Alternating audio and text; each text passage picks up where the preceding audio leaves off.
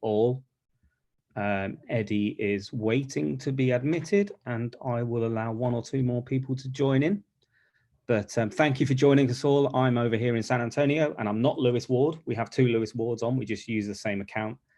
And just a reminder that obviously all the information for today's call was in the invite. Please keep your questions to Gennady based around his fight. He will not be answering questions around Canelo. I'm sure you'll have one or two questions for Eddie Hearn about Anthony Joshua, but obviously this week is this call specifically is around Gennady's fight this weekend. And let's bring him in. And also, and of course, a reminder as well, guys, it's hand raised for questions, and also let's just talk in the chat. Please no text messages to me or anything like that. Thank you.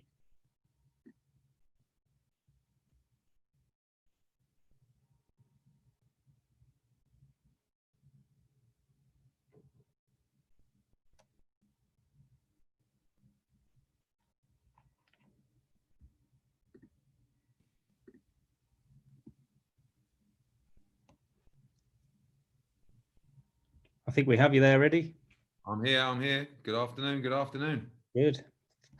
Okay, so yeah, Mr. Hearn was quite busy last week with quite a big fight. And as I said, I'm sure you'll want to ask him a few questions. But Eddie, if you can kick us off with just your thoughts ahead of Friday night's action.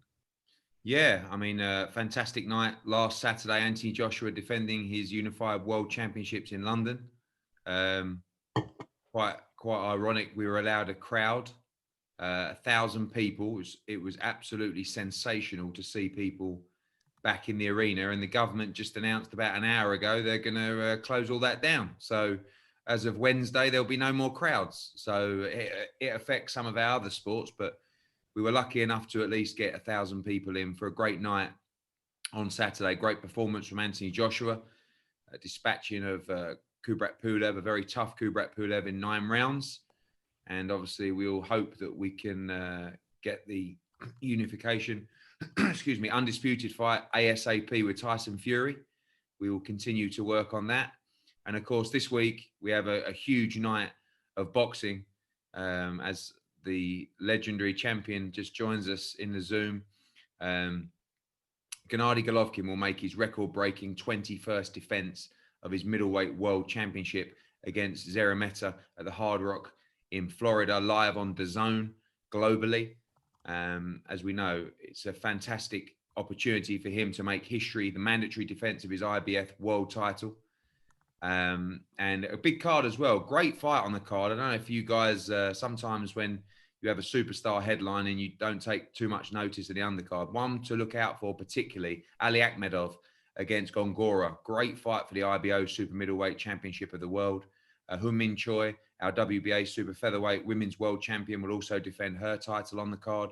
Reshat Mati on the card. England's John Ryder just had a great fight with Callum Smith for the Super Middleweight Championship of the World. And that's all before we head to Texas, of course, for the Canelo Alvarez against Callum Smith fight on Saturday. So another incredible weekend of boxing on DAZN. Before Triple G joins us, I'm happy to answer any questions as we get ready for another huge week. Okay, great. Donna with the first question, please. Hey, Eddie, how's it going? Good, mate. Very good. I just want a quick one for this. This isn't my main question, but it's coming up to the morning time when people will be waking up on the West Coast in America. Have you had any calls from Las Vegas regarding what happened? I had one last night. I had a brief one last night. There's been a lot of conversations over the last couple of weeks. I didn't want to do too much because, one, I hate putting a jinx on it, and two, I want AJ's attention, you know, when we're going through the details of the deal. And obviously now he can focus on that. You know, had a good chat with Bob last night, and we're all of exactly the same mission to get this fight made as soon as possible. We are starting now to look at the contracts, draft the contracts. There's not really a lot to agree, to be honest with you. I mean, obviously we know the split is already agreed. Really, we've got to look at where it's going to take place and iron out a few contractual issues on the TV partners. And I think we're there. I'm very confident we're going to get it made. I wanted to ask you, though, about Scott Coker, who you've spoken to about potentially having Katie Taylor fight Chris Cyborg. He told me this week that he is also interested in putting on the Dylan Dennis and Jake Paul fight. Are you interested in perhaps promoting that? No, I'm going to take a little bit of a sabbatical from the YouTube stuff. I kicked the ball off last year, and now everyone's trying to do it. I actually said to Floyd on Saturday night, he was at the AJ fight, I said, you need to be careful. This is a very, very tough fight you have with Logan Paul. And he asked me, are you serious? I said, no, I'm not. So, you know, I think Jake Paul's okay. You know, Jake Paul's a good fight. I think the one I would be interested in is Jake Paul against KSI, but we'll see. Hey Eddie, Jonathan here from Pro Boxing Fans. Right. What's your understanding of the situation with the WBO? Have you had any conversations with the president about what's going to happen with this USIT mandatory? Yeah, I spoke to Paco Valcazar actually about an hour ago. Get on very well with Paco. You know, they're in a difficult position because obviously they're desperate to be a part of this fight, but they also have an obligation to Alexander Usyk that he is mandatory. So in an ideal world for the WBO, he would, you know, in some way, Usyk needs to be happy with the resolution and the situation. So, but at the same time, you know, I said that if there was no belts on the line in this fight, it would still take place and it would still be the biggest fight in boxing. So, you know, it's a tough one for Paco because he really wants to be a part of it, but you can't just ignore people's mandatory obligations at the same time. So myself, Bob, Alex Krasuk, Egis Klimas, you know, all the parties involved, Alexander Usyk, will have to come up with some kind of solution that would keep him happy or vacate the belt. Thank you. J.R. Bell next, please. Hello there, Eddie. Just talking about our last conversation before the Jacobs fight, where we were talking about the events that you were putting up. I had to just ask this question. How relieved would you be after December 20th, after all of the events that you put up this year are done? Well, I think the answer is very relieved, but it's really because of the close that we've had. You know, we've had so many fights, so many great fights, so many, I mean, there's been a couple of average fights thrown in there as well. You can't predict what's going to happen in the ring, but the finish to the year is always very important. And so is the start to the year. And I feel like we've not finished as strong as this in any year I've been promoting boxing, you know, with AJ against Pulev, with Gennady against Szeremeta, and then Canelo against Smith. You know, in the middle of a pandemic, it really is, you know, a tribute to the work of Matchroom and the team that we have on both sides of the Atlantic, and also our broadcast partners as well. You know, DAZN, I love the fact that, you know, what was it, probably 4 months ago, all these guys sitting at home, you know, these hardcore fans that want to talk about the demise of DAZN. Apparently they're going out of business, they're pulling out of boxing, you know, and then they launch a global product and actually are more aggressive than they've ever been, you know, have a better schedule to close the year than they've ever had before. And I really feel that, obviously, you know, I'm a big advocate of DAZN in the US, but when you look at the schedule that they're providing, you know, you've just had 3 back-to-back pay-per-views really over 3 months. You know, you had Charlo, you had Gervonta against Santa Cruz, and you had Spence against Garcia. You're talking about $230, right, for those 3 nights. You're about to have Anthony Joshua, Gennady Golovkin, and Canelo Alvarez across 1 week. You know, and for $99.99, you get an entire year on DAZN, and the value for the global customer now is unbelievable. So we're really happy with how we're closing the year. We're really happy how, you know, how well we've worked in the environment. It's been very, very difficult, very challenging, but also very rewarding. And of course, you know, there's so much more drama to come this weekend. Gennady is in his record-breaking defense. You know, he has a tough undefeated challenger in Szeremeta. And of course, the day after is Canelo against Callum Smith. And obviously everybody's looking towards the 2 winners of those fights. I'm a little bit biased because obviously Callum Smith's my guy.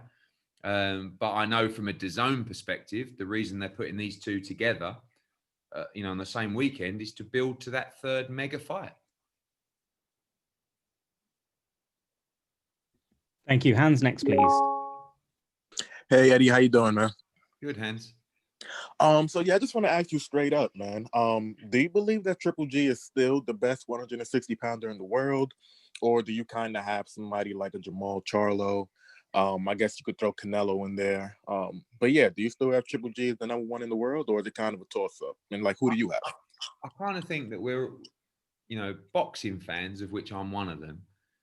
We're very dismissive, aren't we? After even anything that's not a grade A performance, and we start questioning people. I mean, Gennady Golovkin had two tremendous fights with Canelo Alvarez. Two fights that a lot of people thought that he won. Some people thought that Canelo won. Some people thought it was a draw, but unquestionably, they were tremendous fights. He came back with a relatively straightforward fight against Steve Jobs. Not Steve Jobs, there's the guy from Steve Rose. Steve Rose. Yeah, I was going to say, don't want to fight Steve Jobs. Blimey, that'd be expensive. And against Steve Rose. And from there, he had what can only be described again as a tremendous fight with Derevenchenko. And it was only because the Derevenchenko fight was close that people start questioning now, okay, is Gennady at the latter end of his career? I think no. I think he was going through a little bit of a transitional period with Jonathan Banks as well. I do expect him to put in a destructive display against Szeremeta. I believe he's going to win the fight by knockout. And I think he's extremely motivated to go on and fight anybody. I mean, the pleasure of working with Gennady Golovkin is he'll never turn his back down at an opportunity or a challenge. And I think when you look at the division at the moment, how highly I think of Demetrius Andrade. He needs that standout fight. Charlo is a great champion as well. And then you've got Gennady Golovkin. You've got other guys in the mix as well, Jaime Munguia. But I think that with Gennady, and I will say this as well, I know that he's laser focused on this weekend. And when he does join us, he don't want to talk about Canelo Alvarez, and I want to try and avoid those questions if possible, because the same as Anthony Joshua last week, of course, I will tell you, in my opinion, the ultimate challenge that he wants to accept next, I believe, is Canelo Alvarez, but he's just focused on Szeremeta. I believe his resume, stands as the best middleweight in the world right now. And by the way, he will fight Charlo, he will fight Munguia, and he will fight Andrade. If the Canelo Alvarez fight doesn't present itself. But a lot has got to happen this weekend for that to be the case. But, pound for pound, you have to say, I think he's still the most exciting fighter on the planet. Okay, just want to quickly follow that up. That's a great answer, and I know he does have the best resume at 160 pounds. But it's kind of like when people talk about Pacquiao. Pacquiao has the best resume at 147 pounds, but they don't really consider him the best. But do you believe that he's the best at 160 pounds? I don't really want to twist your arm or nothing like that, But yes, I would say with everything that he's achieved, with his resume, with his performances, I would have to say yes. Again, how highly I rate Demetrius Andrade. And not for no fault of Demetrius is he hasn't been able to get the standout marquee names on his resume to maybe say that I am on paper the number one middleweight in the world. So, whilst he may be, you have to say that with everything Gennady's achieved, with everything he's shown, and the ability that I still think he has, yes, you have to put him as the number 160 pounder in the world. And just my last thing for you, you said if he doesn't get the Canelo fight, you will fight Charlo, Andrade, stuff like that. But, a lot of people believe that he probably will get the Canelo fight, most likely anyways, don't really know. But, win or lose, if he does get that fight, he typically fights twice a year. Let's say he fights Canelo, he beats him, loses, whatever. Is the angle still going to be to fight either Charlo or Andrade? Because that is, that's the fight. Yeah, I mean, I think with Canelo Alvarez, if he beats Callum Smith, you don't know where the weight division lays. I don't personally see Canelo Alvarez coming back to 160. So, would Triple G move to 168 to fight him? I mean, there's so many questions to answer. All I can tell you, honestly, is that, there's a list of fighters that I know he wants to fight. And, they do include all the names that you've suggested, but he's got to get through Friday night first. And then, for me, I'm hoping for a Callum Smith victory. If that doesn't happen, that every broadcaster that would be working with them and certainly DAZN and the fans would push for number 3 first, and then what happens after that, we'll have to wait and see. Danny, Flexen next, please. Hey Eddie, how you doing? You right, mate? Yeah, good mate. What impressed you the most about AJ's performance at the weekend, and where do you see his stylistic advantages over Fury should that fight get made next? I just think he's really learning and becoming clever, adapting to the opponent that's in front of him. You know, you saw in the Ruiz 2 fight that he adapted an approach that was absolutely perfect to deal with Andy Ruiz. On Saturday, he adapted an approach that was very, very effective to beat Kubrat Pulev. I think it's mad that people, you know, oh, he could have made it easier and just gone out there like a wrecking ball and destroyed him in the 4th or 5th round. He's like, yeah, but he also boxed his ear holes off and took his time, broke him down and battered him, you know, and produced one of the sensational knockouts of the year. So you can't really win, you know. Oh, so someone said, looked a bit vulnerable in there. I mean, he got hit twice, I think, in the whole fight. And he's also, people are saying, oh, he's stuck between styles. He's not stuck between styles. He's just realized how to become a very effective heavyweight.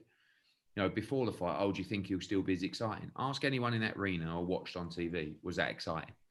You know, when he lets his hands go, when he realizes he has a fight to hurt, he is one of the best fighters in the world to watch. And he's becoming a fantastic heavyweight. Great variation with a jab, great feet. He can lock you up on the inside. He can beat you up on the inside. He can box you at range. And he hasn't boxed for a year. So I thought it was an outstanding performance, to be honest with you. He got a very, very motivated Kubrat Pulev. You saw how tough he was. So I think his style will adapt to what's in front of him. I do think against Tyson Fury, he'll be more aggressive, because I don't think you want to fiddle around with Tyson Fury and let him play his game of, you know, pouring you and frustrating you. He's got to use his physical attributes in that fight. He's got to get on the inside and he's got to try and beat him up. And he's got to land some of the shots that he landed on Kubrat Pulev. So I just think that it's not really a style that he's adapting now. He's just using the most efficient way to beat what's in front of him. And, you know, if that means going in like a wrecking ball against Tyson Fury, he will do that. But people are still disregarding his boxing ability. Now, we saw it against Andy Ruiz. We saw it again against Kubrat Pulev. He's not really getting the credit for that, I think, you know. But I thought it was a great performance. I thought it was a really well-rounded, mature performance that was a bit of everything. Thanks, Eddie. Okay, unfortunately, we're going to have to bring Gennady's call time a bit earlier now. So we're going to get Eddie to introduce Gennady right now, actually. Eddie, see if you could go ahead and do that, please. He's just had to bring his section of the call forward, I'm afraid, guys.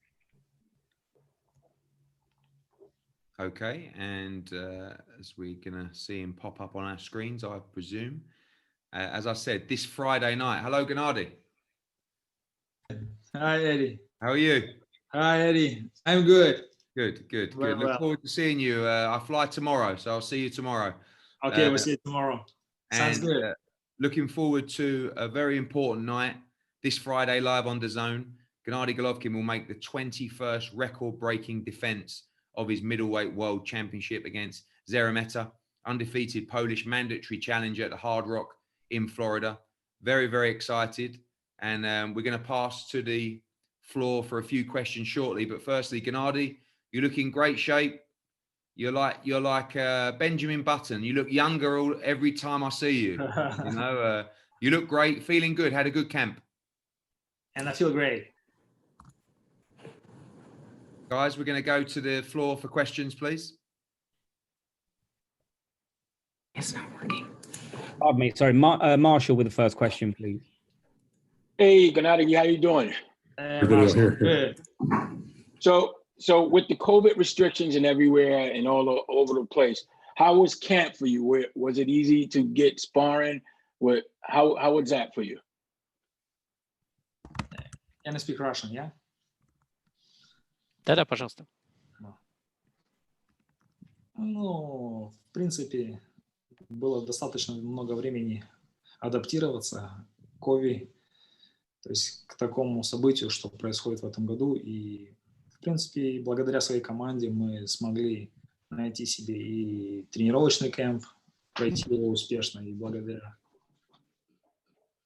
тем людям, кто меня поддерживает, мы смогли хорошо подготовиться.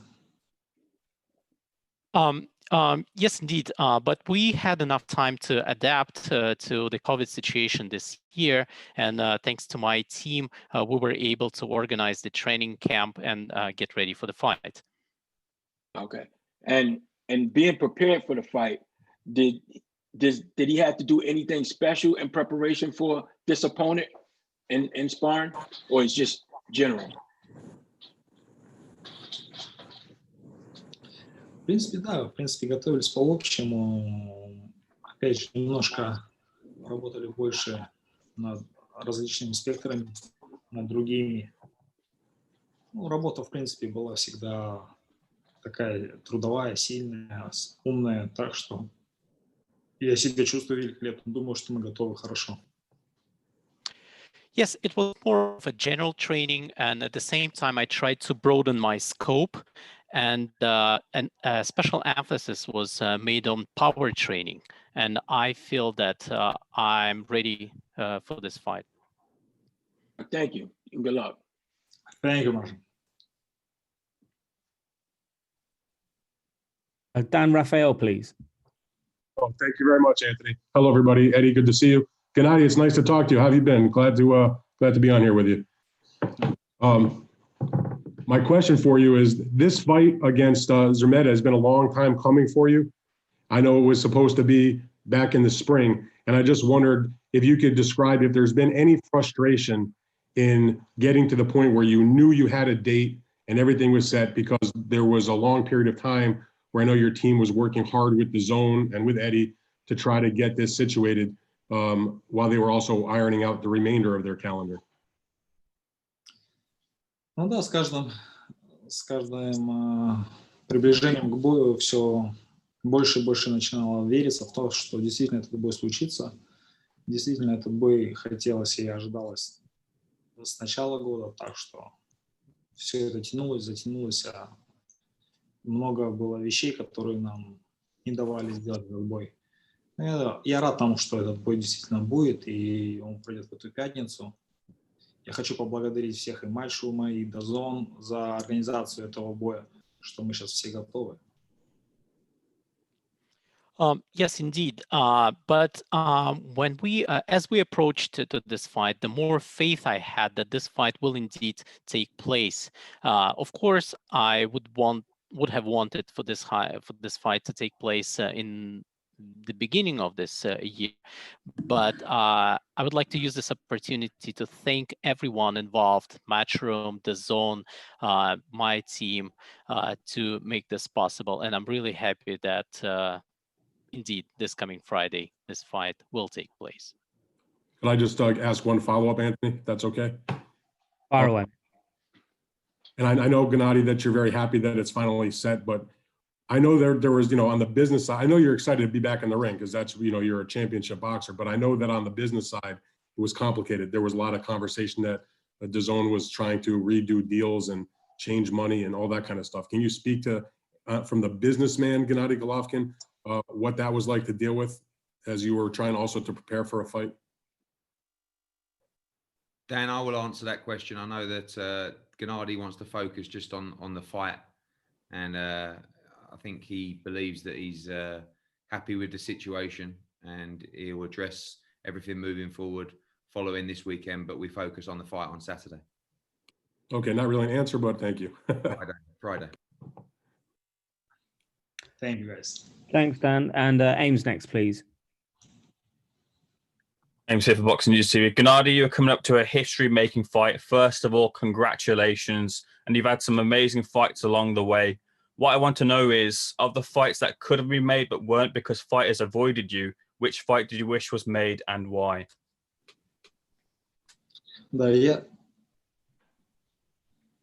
я рад, да, что вы все-таки упоминаете, что для меня это исторический бой. Да, я думаю, что в будущем многие люди все равно это будут понимать и осознают, что это действительно для среднего веса будет такой исторический бой.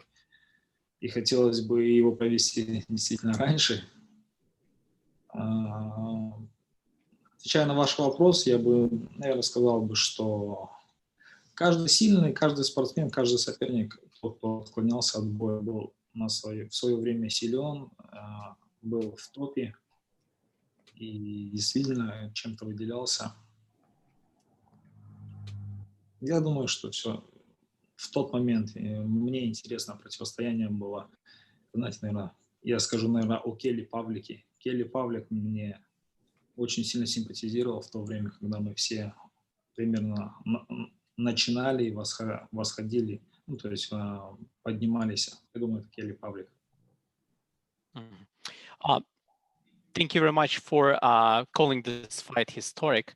I believe that with time, people will realize that this coming Friday, the fight will indeed be a historic fight for the middleweight division.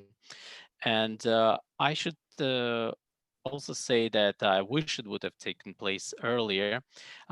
Answering your question, I believe that every opponent that I met with was a strong opponent, was at the top at the time. And speaking about the boxers, I would mention Kelly Pavlik. Kelly Pavlik was a boxer we were all looking for. That's it. Yeah, can you hear them? And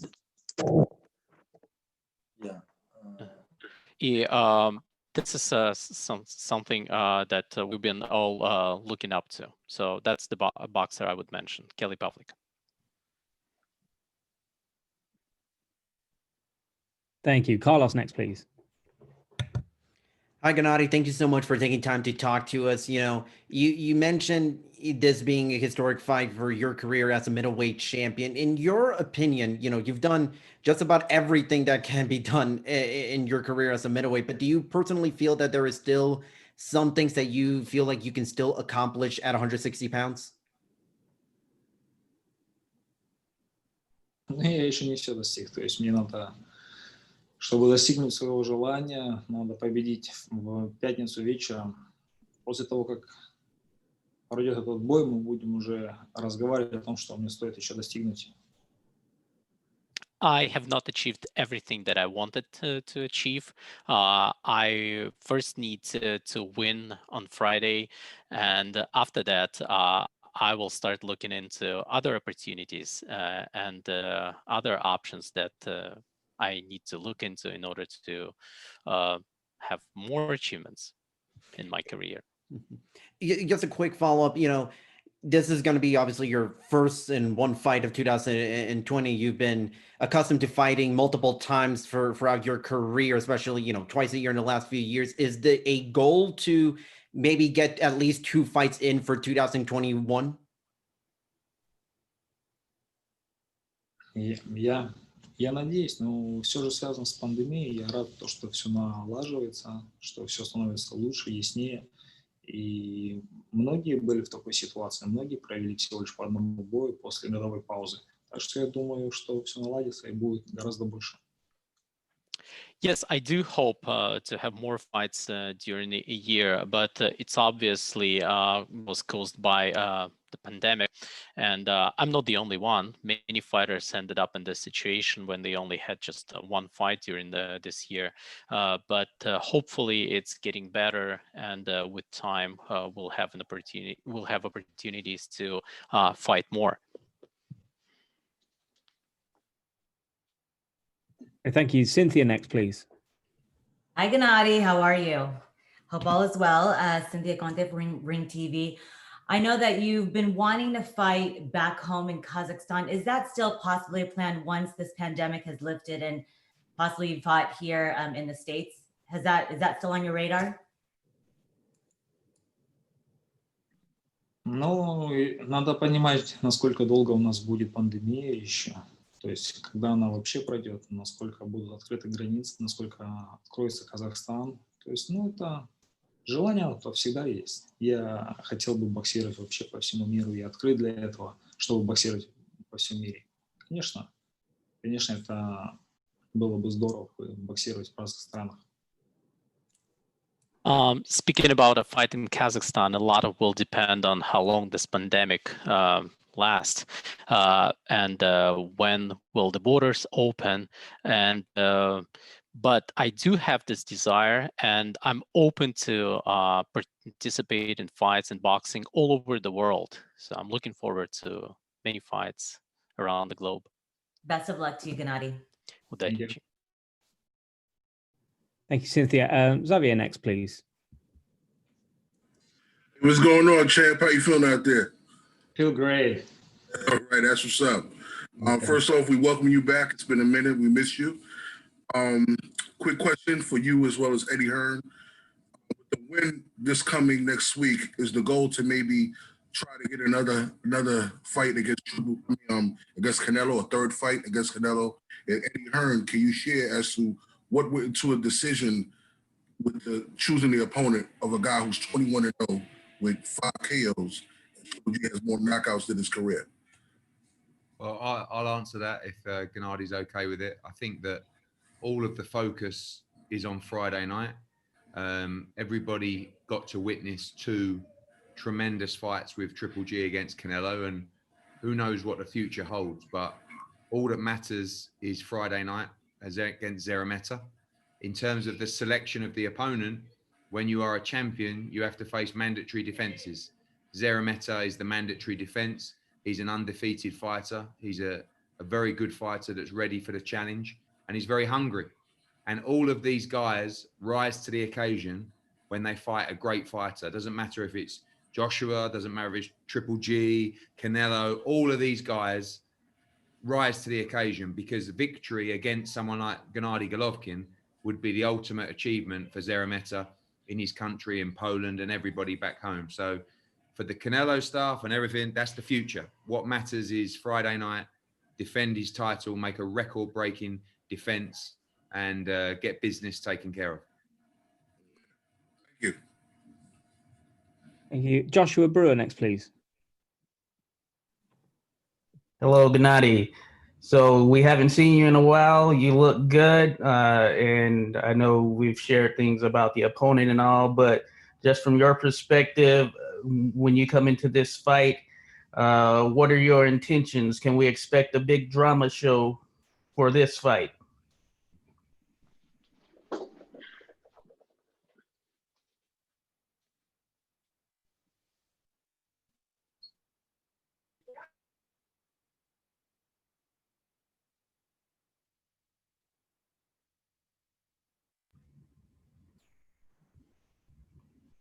Do y'all hear that?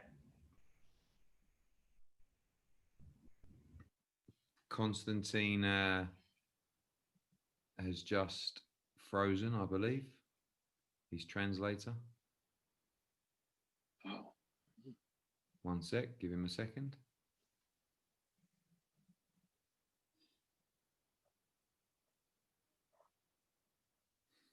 Okay, I think he's logging back on now.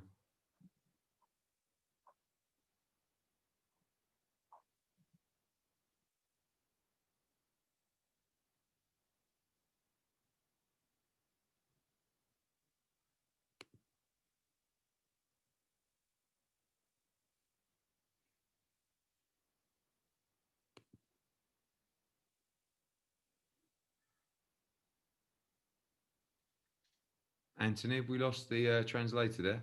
Yeah, I'm just checking on the status of those guys. Have Sorry. we lost Gennady as well, have we? Yeah, I believe we have. Their internet may have dropped as they're in joining. Guys, if you want to run a question for me while we're waiting, rather so you can keep busy. If you've got anything you want to ask me. Yeah, Eddie, this is Joshua. I did have a question for you. I wanted to ask, as far as Demetrius Andrade, I know he was scheduled to fight Dusty Harrison, and then that fell out.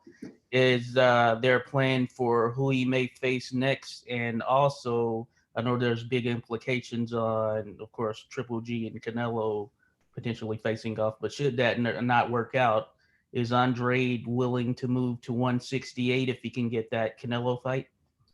Yeah, I think, to be honest with you, like, Demetrius is just desperate for a big fight, you know, and it's very difficult when, you know, you got guys like Charlo saying, all I want to do is unify and I want to do what my brother did. And I'm reaching out to those guys saying, look, you know, we've made you huge offers to fight on DAZN. We know that might be difficult for you. We'll do the fight on Fox. And, you know, Demetrius will probably cost you less money than Derevyanchenko. You say you want to unify, here's the fight for you. Demetrius has always struggled with people not really wanting to fight him. I believe Gennady would fight him. Is there a fight? You know, the one thing that Demetrius has at the moment is a world championship belt. And if he didn't have that belt, it'd be even more difficult to get him a fight. But Billy Joe Saunders is in a very similar position. And I do believe that if Demetrius Andrade doesn't get a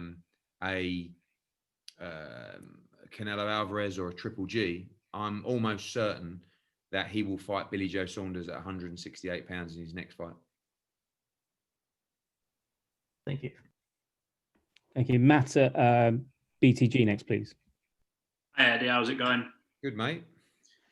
I wanted to ask you about the weekend. How did it feel getting, and obviously we had limited capacity with 1,000 fans, but did it sort of feel like things were sort of almost back to normal, obviously with Sweet Caroline playing and the crowd singing? Did it almost feel like we had that big event feel back?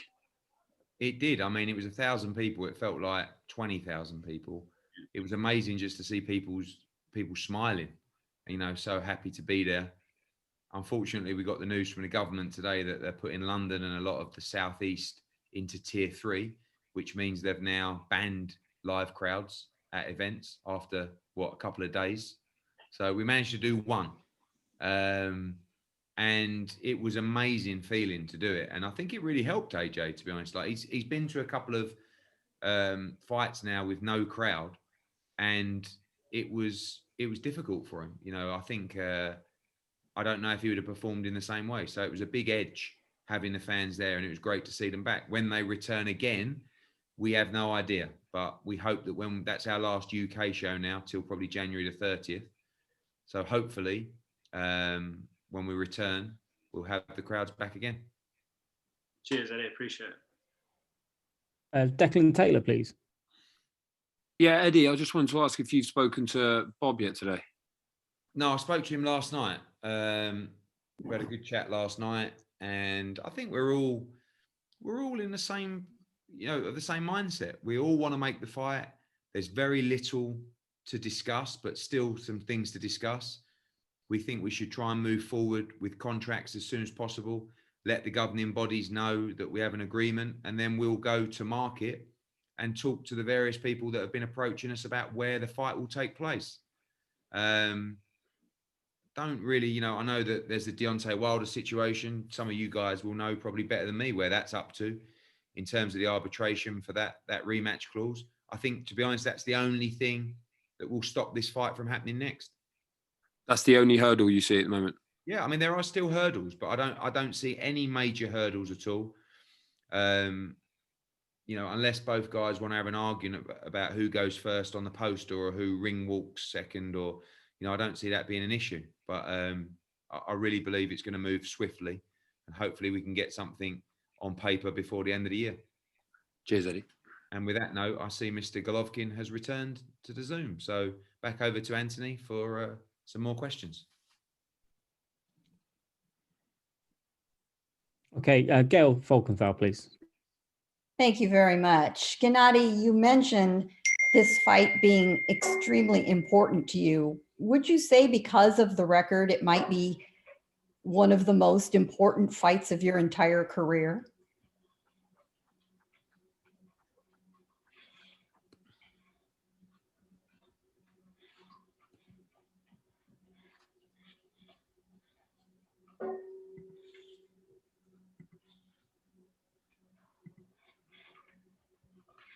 Да, I'm sorry.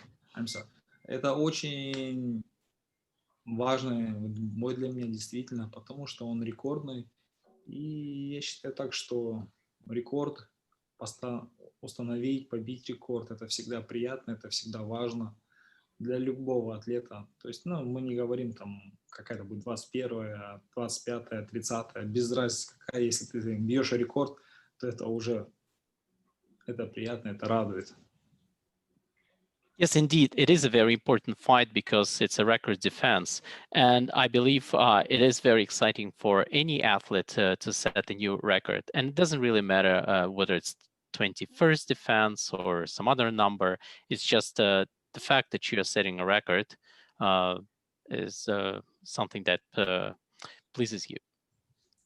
And is there any urgency to put on a good performance given that you had a very difficult fight in your last fight?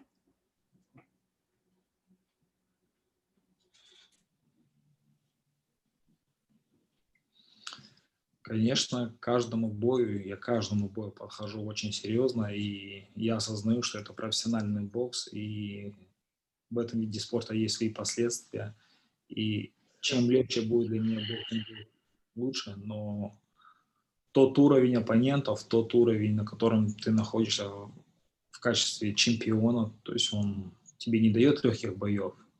Надеюсь, я каждый раз надеюсь, что мне будет легче. Of course, I treat every fight very seriously. And at this level, there are no easy fights.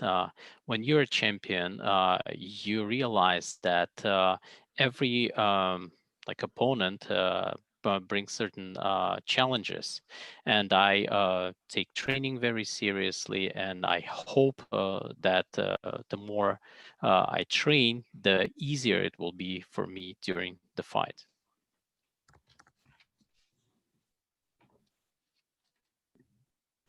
Pro Bs, please, next. Thank you. Hi, Gennady. How you doing, mate? Good. Gennady, I need to ask you, there's an opinion out there that you've shown signs of vulnerability against the likes of Steve Rolls and Derevchenko. Are you still a prime Gennady Golovkin?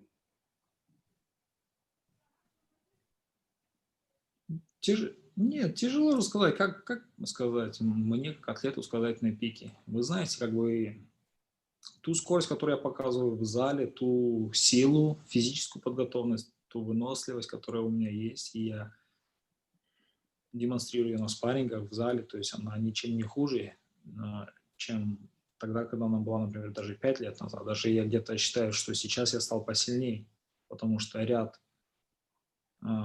таких вещей, как тренер по физподготовке я поменял, то есть я взял себе тренера по физподготовке. Я чувствую, наоборот, я стал сильнее и более опытным. Я, наоборот, думаю, что я потихоньку преображаюсь. Well, it's difficult for me to say whether I'm at the prime or not, but during training, when I do sparring, I feel great. I feel as strong, as powerful, as tenacious, have a lot of as stamina as I had, for example, 5 years ago, if maybe even better. And I did introduce certain changes into my training. I have a new trainer for physical training. So, and there have been some changes made to my training.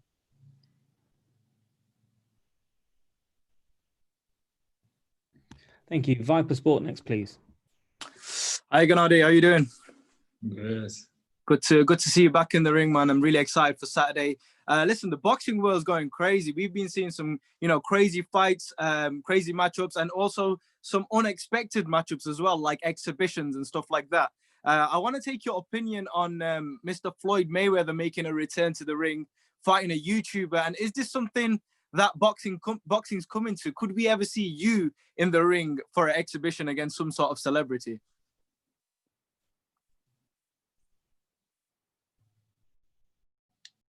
Ну, вы знаете, это же все дело предложения, все дело спроса. То есть это, конечно, то, что делают эти бои коммерческие, они притягивают зрителей.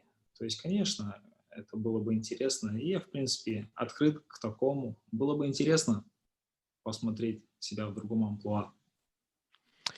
Of course, it will depend on demand for those type of fights. They're very attractive and from the commercial point of view as well. And I believe that I would be open to an opportunity like that.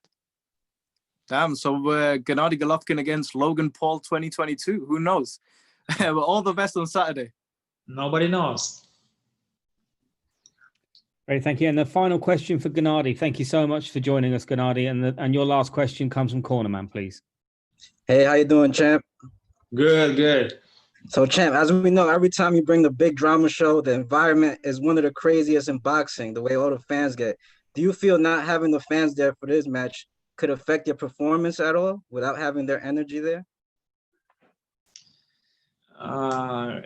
Вы знаете, да, действительно, я хотел подарить те эмоции, сделать праздник из своего вечера, то есть сделать максимально, чтобы фанаты бокса получили наслаждение от моего вечера, от моего выступления. И многими вещами я даже, как сказать так, жертвовал, чтобы больше зрителей получило больше удовольствия.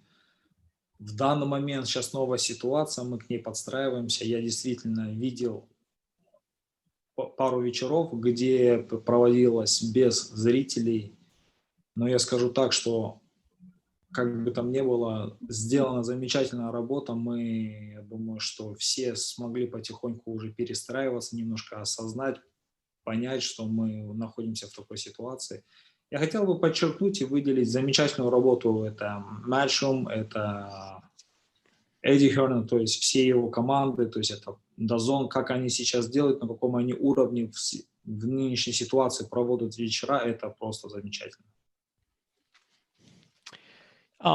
Yes, indeed. And I've always like wanted to be as many fans to be present at the fights as possible. And people know that from time to time, I even made certain steps for more people to see the fights.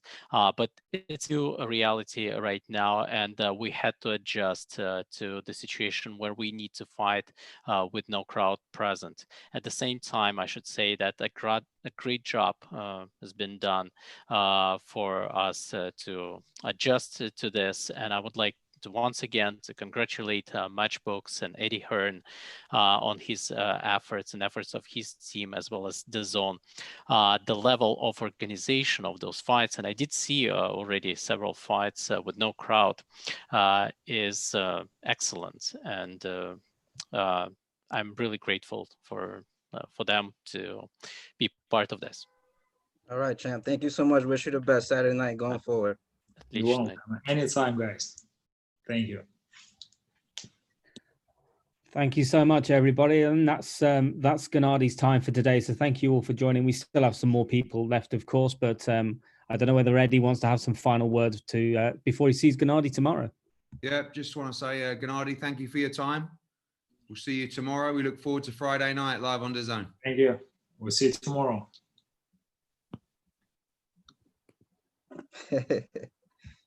Oops. Thanks so much, guys. So now we're going to bring in another. We're going to bring in our next guest. Sorry, we're bringing in Ali Akhmedov now. We're going to keep Konstantin on the line, who's doing a fabulous job. Thank you so much. Ali obviously fights for the vacant strap on Friday evening, and here he is, looking very, very mean. I would not want to go anywhere near this gentleman in any kind of circumstances. Guys, the first question will be coming from Andreas, please. Hi, Ali. How are you doing? Hello. And I have a question. Do you involve with special sparring partner for southpaw position in your trainings camp?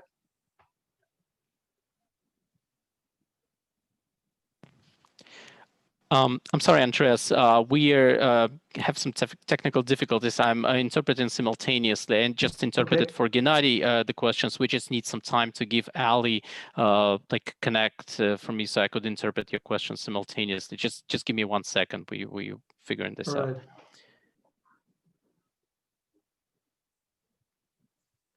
Я вас сейчас не слышу.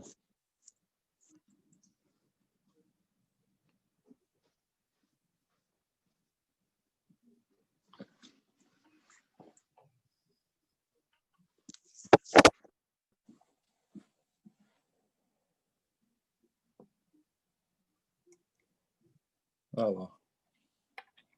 Да, вот сейчас я вас слышу. Да, а остальных хотел бы услышать. Okay, Andreas, please go ahead with your question once again, and I will interpret for Ali. Thank you. Hi, Ali. How are you doing? I have a question. Do you involve with special sparring partners for southpaw position? It's a very, very important fight for you for the next big step.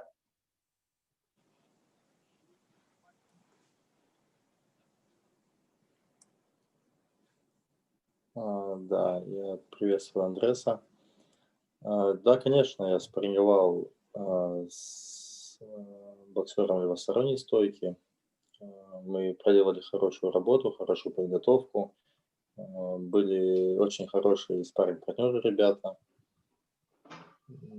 Я готов. Yes, good to see you, Andreas. Indeed, I had very good sparring, and I had several southpaw sparring partners, and we had a great training, and I feel ready for the fight. Thank you very much. Good of luck. Okay, all the best. Спасибо большое. Thanks a lot. JR Bell next, please. Greetings there, Ali. How are you doing? Здравствуйте. Спасибо, все хорошо, все отлично. Hello, good to see you. All right, one question here. Seeing that this fight is for the vacant IBO title at super middleweight, and you are a rising contender in the WBC, what are you looking to accomplish here in this fight and then going into 2021?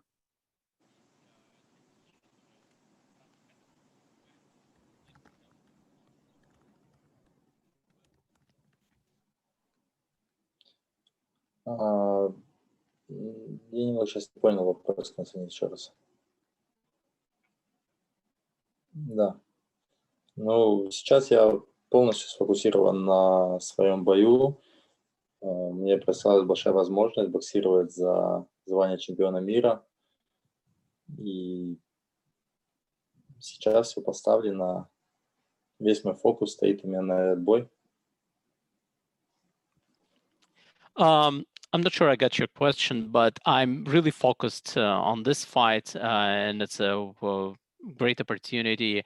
I'm grateful for this opportunity to fight for the world title, and I'm concentrated on this fight only. I'm not looking anything beyond, not thinking about 2021. No problem. Thank you. Ames next, please. Ames here for Boxing News TV. Pleasure to meet you, Ali. Ali, just could you tell me a bit more about a fighter that we know from these shores? Your experience in the amateurs fighting Joshua Buatsi. Could you tell me about that?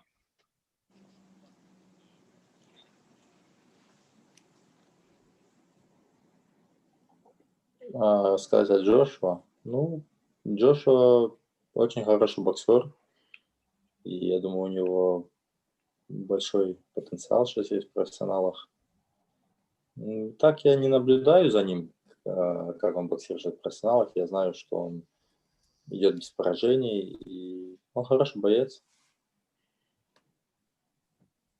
You want me to say a few words about Joshua? Joshua is an excellent fighter with a great potential, and I don't follow his professional career too closely, but I just know that he didn't have any losses, and I think he's a great fighter.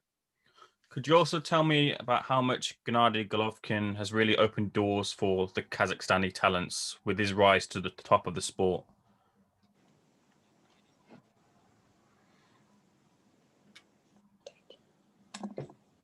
Ну, знаете, я думаю, что Геннадий на своем примере показал нам всем, молодым ребятам, что все возможно, и открыл всем большое желание показать себя и выйти совсем на иной уровень, и показал, что есть куда стремиться, и что все возможно.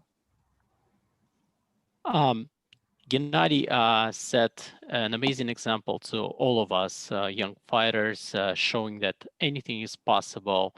And he allowed us to get ourselves to the next level and to demonstrate our abilities. Last time out, you took just 44 seconds to beat Andrew Hernandez. Carlos Gongora is meant to be a tougher challenge for you this time around. What are you expecting from him?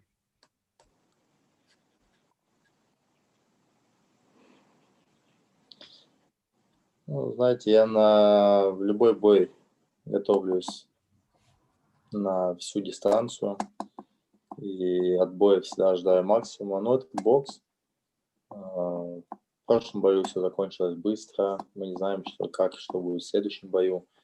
И ставить наперед какие-то планы, как бы я никогда так не делаю. Я выхожу и боксирую. You know, I always get ready for all rounds allotted for a fight, and I apply maximum preparation for the fight, maximum training.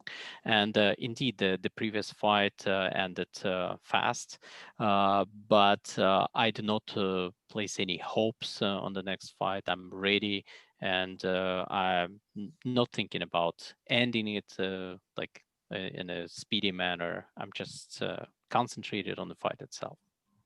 And you stand to win a version of the world title, the IBO. What does that mean for you if you get your hands on that title?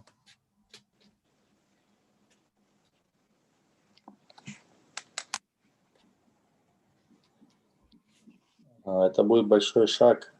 Это будет большой шаг к моей основной цели. Основная цель – стать абсолютным чемпионом, собрать все пояса в своей категории. It will be a great leap to my ultimate goal. And my ultimate goal is to become the champion of all the federations and organizations, to collect all the belts. My final question for you.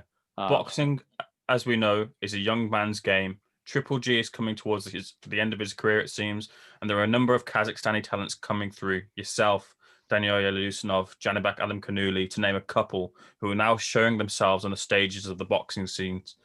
When Triple G finally hangs up the gloves, are you looking to take that flag for yourself as the poster boy for the next generation of Kazakhstani talent?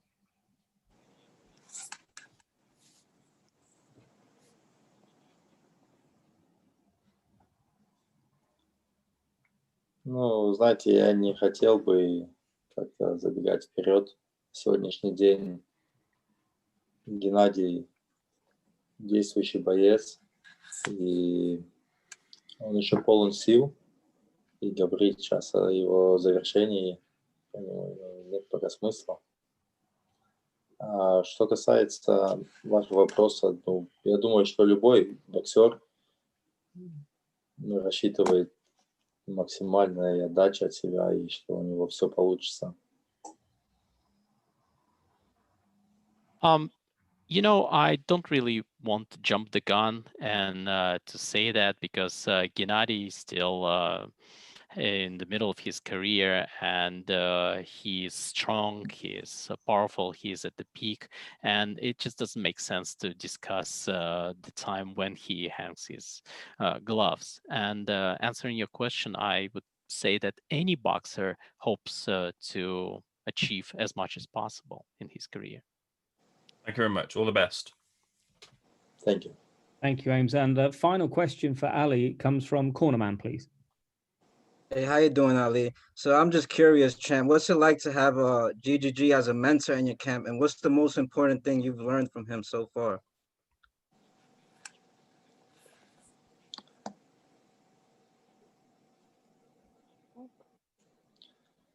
Знаете, ну, Геннадий для меня в первую очередь большой пример. Тренируясь с ним, я набрался много опыта, как и технического, так и ментального, так скажем, боевого опыта. И для меня он большой пример, и я очень рад, что я могу тренироваться рядом с ним бок о бок. Gennady is an amazing athlete I look up to, and I'm really grateful for this opportunity to train along with him and to gain a lot of experience, valuable experience, both technical and mental. And it is a pleasure to train with Gennady. All right. Thank you, champ. Wish you the best for Saturday night. Sorry, apologies there to Marshall. Please, one more if you may, Ali, from Marshall Brown. Thank you.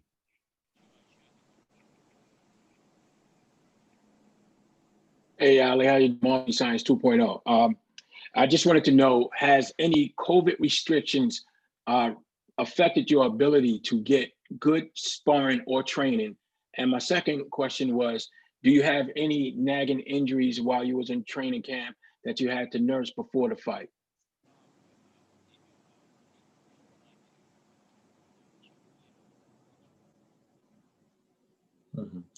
Ну, знаете, вот проблем с лагерем, что касаемо ковида, я с таким не столкнулся, потому что моя команда сделала великолепную работу, и были отличные спарринг-партнеры, были великолепные тренировочные условия. Это был, опять же, как и всегда, великолепный тренировочный лагерь, несмотря на такое положение с ковидом. Травм нет, у меня нет никаких травм. Я абсолютно готов и жду не дождусь пятницу. Speaking about the COVID situation, no, I did not have any issues with training because my team did a great job and found me exciting sparring partners, excellent conditions during the training. And despite this pandemic, the training camp was excellent. Answering your second question, no, I don't have any nagging traumas and I'm ready for the fight and can't wait. Well, thank you and good luck. Thank you, thank you. Thank you so much, guys. Thank you so much to Ali, and of course, especially thanks to Konstantin for his translations for both Gennady and Ali. And best of luck over there this weekend, Ali. Все, всем большое спасибо. До встречи. Thank you very much. Okay, guys, thank you. We're just waiting for Team SerEbro to join the call. They should not be long. We obviously had to adjust the timing slightly, so it's a little bit earlier than they were told. So if you just bear with us, we're just getting hold of his team to join the call.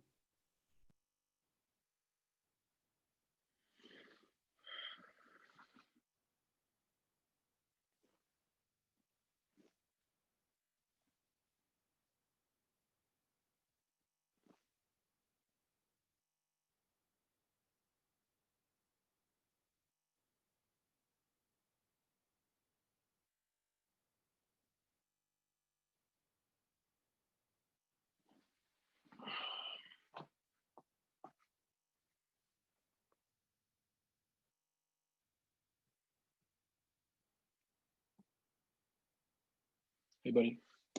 Biggie, I gotta get over there. Biggie. Biggie.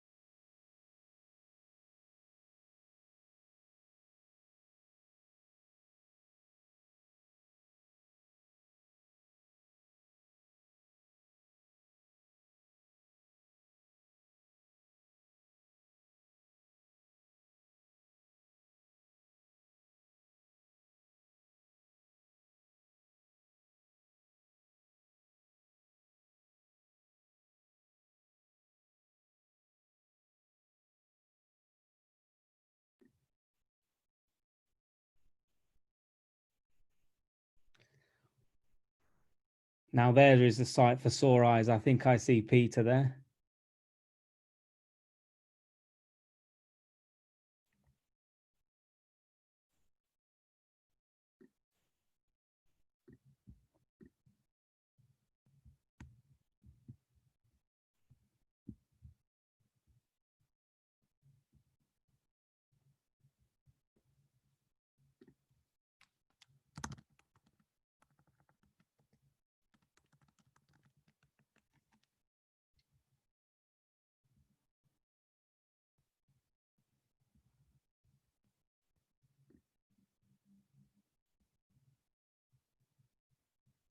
Okay.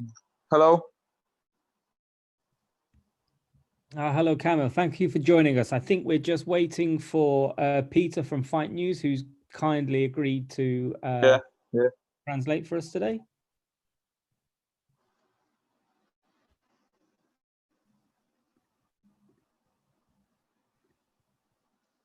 Halo?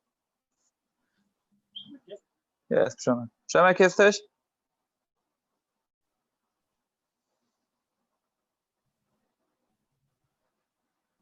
Peter, do you hear us, mate? Przemek?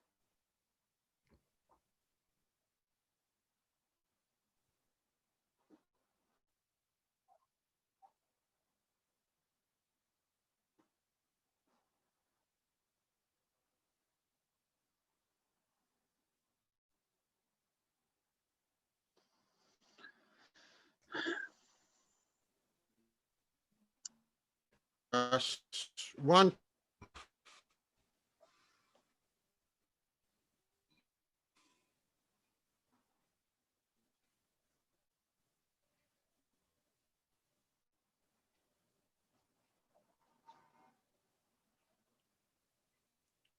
One, two, 1, 2.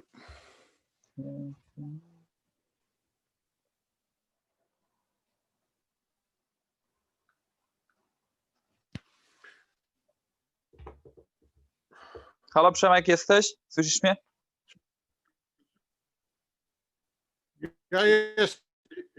Ja jestem, tylko pytanie Halo. jest, gdzie jest reszta? Okej. A nie wiem. A ty mnie słyszysz? Ja ciebie ciebie dobrze słyszę, słyszę. Przemku, tak, cześć. Ponownie. To co, zaczynamy? No, czyli gra muzyka, teraz inni się muszą podłączyć. Nie, właśnie nie wiem, czy już są pytania, czy nie, bo to jest to pytanie. Guys, you wanna start with Kamil Szeremeta right now? You guys ready? Yes, please, Peter. Good to have you on, my friend. Thank you so much for doing this, as always. And yes, we will. We're going to open the floor to questions, but let me just see if there's some coming through. Absolutely. So let me just explain to Kamil how is this thing gonna work, and then I'm ready to help you guys. Kamil, lecą pytania, odpowiadasz po polsku, nie przejmujesz się angielskim, chyba że chcesz pokazać klasę. Nie, bez jaj. Klasę to masz w piątek pokazać. Słuchaj, i lecimy z odpowiedziami, ja tłumaczę.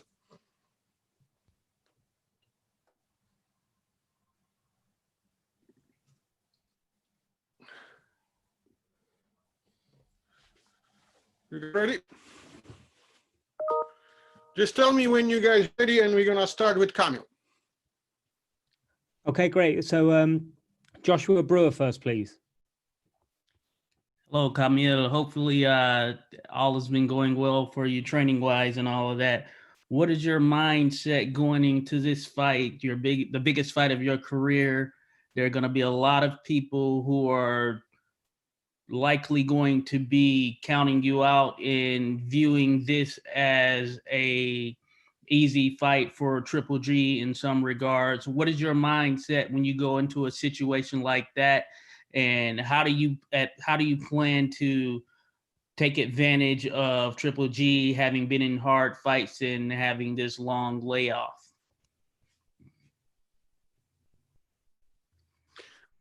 Pytanie do ciebie przede wszystkim, jakie masz nastawienie psychiczne przed walką, która przez wielu uważana jest za łatwą walkę dla Golovkina, i co myślisz na temat tego, by wykorzystać fakt, że tak naprawdę Golovkin nie był w twardej walce od naprawdę dłuższego czasu. Czyli to jest pytanie do ciebie.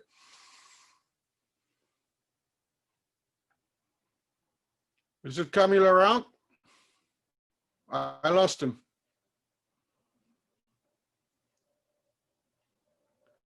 I believe he may Kamil, be connectivity issues. I think so. We lost Kamil.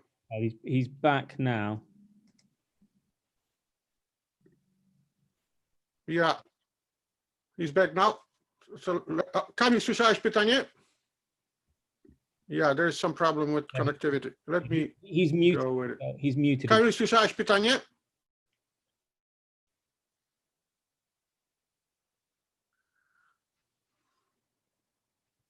Ja, on ma... Kamil, słyszysz mnie? Włącz mikrofon. Okay. I'm gonna show him a microphone. Okej, jestem już. Okay, Słyszysz now mnie? he's fine. Okej, jeszcze raz pytanie, bo na pewno nie słyszałeś. Pytanie było, jakie jest nastawienie psychiczne przed tą walką, wiedząc o tym, że dla zdecydowanej większości to jest bardzo łatwa walka dla Golovkina i czy masz zamiar wykorzystać fakt, że tak naprawdę Triple G długo nie był w twardej męskiej walce? Przede wszystkim bardzo chciałbym podziękować ekipie Golovkina za to, że dotrzymała słowa i do walki doszło, bo powiedzieli nam kilka miesięcy temu, że do tej walki dojdzie i dotrzymali słowa.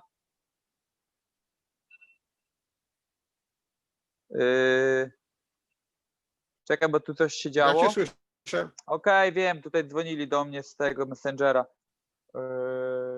I mnie to nie obchodzi, że ja w oczach większości jestem Ja cię słyszę.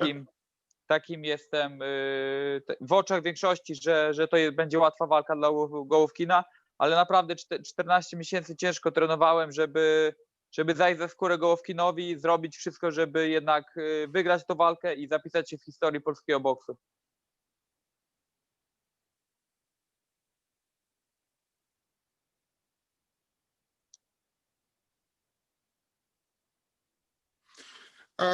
First of all, I want to thank you, say big thanks to Triple G team. A couple of months ago, he promised me this fight is going to happen, and this fight is going to happen. And I am not really paying any attention whatsoever to what people are talking about during the last 14 months. This is when the fight was actually announced for people who don't know for the first time.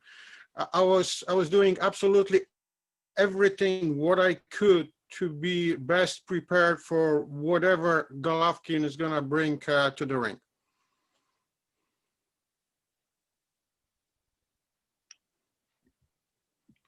Right, corner man next, please. Hey, how you doing, Kamil? So as we know, you're an undefeated fighter now. You get Are we in line? Hello? Hello. Yeah. Oh, so now as we know, you're an undefeated fighter. You're getting the biggest opportunity of your career. How hard has it been to prepare for this moment, dealing with the pandemic going on?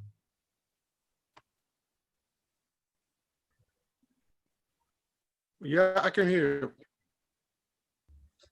Yeah. So how hard has it been for him going into the biggest moment of his career? You know, and how hard has it been preparing for this moment, dealing with the pandemic, the coronavirus pandemic?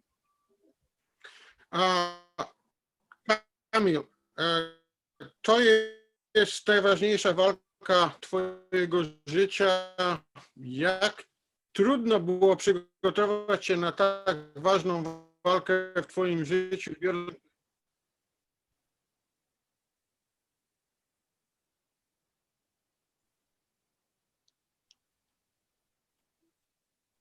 Halo, Przemek. I heard you. I heard you. For some reason, we have those repeated to me.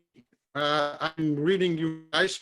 But Kamil, pytanie było przede wszystkim najważniejsza walka twojego życia. Trzeba się przygotować na nią podczas pandemii. Jak do tego podszedłeś? Wiadomo, że to jest najważniejsza walka w moim życiu, najważniejsza walka w mojej dotychczasowej karierze. Dlatego to było też motywacją dla mnie móc zawalczyć z takim mistrzem, jakim jest bez wątpienia Gennady Golovkin. Wiadomo, że była pandemia i dalej jest ta pandemia, ale ja naprawdę miałem świetne warunki do trenowania i nie opuściłem jednego treningu przez tą pandemię. Robiłem w 100% to, co trener chciał i to wykonywaliśmy.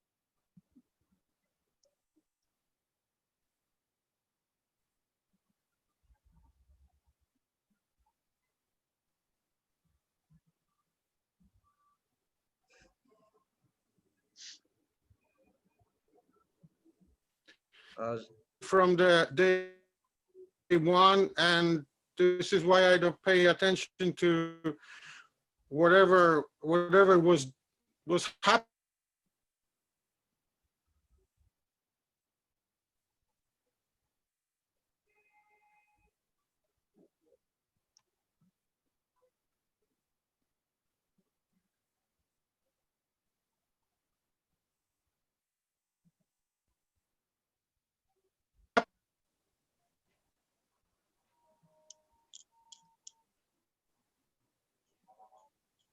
Przemku, halo, cześć. I co? Odpowiedziałeś?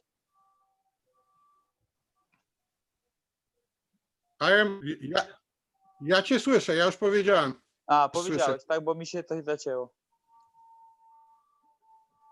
I'm not sure if he answered that, but lastly, I'd like to know Cały czas się zacina, u mnie to samo jest. what does he want the world to find out about him on Saturday night?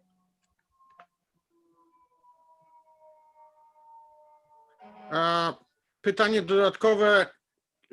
Jakiego Kamila Szeremetę chcesz pokazać światu w piątek wieczorem? Najlepszą wersję Kamila Szeremety, jaka jeszcze nie była widoczna przez dotychczasową karierę. Miałem naprawdę dużo czasu na rozpracowanie Golovkina i na poprawę swoich błędów, a na wykorzystanie błędów Golovkina.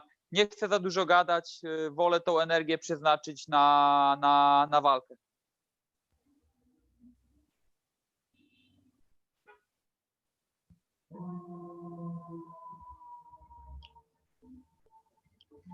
I want to show the best possible version of Kamil Szeremeta. I have really enough time to be myself the best and to find out what the weaknesses of Triple G's are. I don't want to talk too much. It's not me. I just want to concentrate my energy for what I'm going to show you guys on Friday in the ring. All right, thank you guys so much, and I wish you the best for Friday night. Thank you. Okay, Ames, next question, please. Ames here for Boxing News TV. A pleasure to meet you, Kamil. Hello. Kamil, there are some in the boxing world that believe Triple G has shown signs that he isn't the same Triple G we used to see. Do you believe this is the best time to inflict a defeat on Golovkin now? Jest wielu takich, którzy uważają, że to już nie jest ten sam Golovkin, który był kiedyś. Czy uważa, że właśnie teraz jest idealna okazja, żeby go zranić, go pokonać? To znaczy wiadomo, że no czasu nie cofniesz, tak? Lata nie cofniesz, tak? Golovkin już jest coraz starszym zawodnikiem, już na pewno ten najlepszy prime ma za sobą, a ja dopiero wchodzę w ten najlepszy prime. Golovkin na pewno jest najlepszym zawodnikiem, z jakim miałem do czynienia, tak? I jeszcze z takim zawodnikiem nie miałem. Dalej jest to niebezpieczny zawodnik, który z każdej ręki może znokautować. Jest dalej świetnym mistrzem i szacunek dla niego za to wszystko.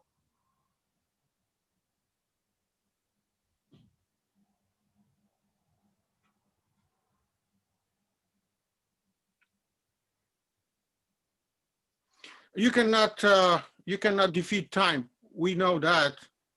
We know his prime is behind him. I am just walking into my prime right now, but he's still extremely dangerous fighter, and I have to remember this all the time. The betting odds have you coming in as a heavy underdog. Are you happy with that tag, and do you believe you're being overlooked by the fans?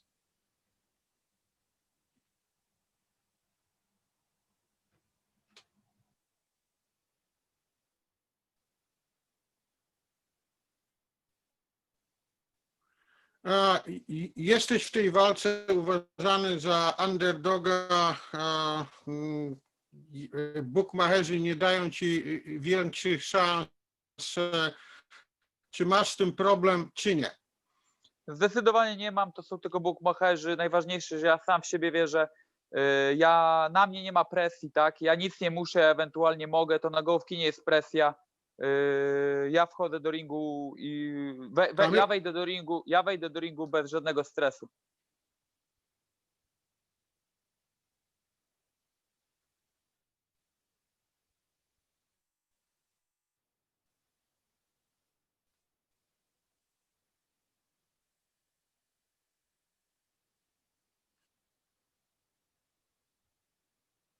There is no pressure on me to pay attention what bookies are saying, what predictions are. I'm just going into the ring to beat him. Thank you, Ames. And Deck Taylor next, please. Hi, Kamil. Thanks for your time. Hello. I just wanted to ask if you could tell us a little bit about your background and why you started boxing in the first place. You know, what brought you here? How long? What age were you when you first walked in the gym, and all things like that, if you wouldn't mind.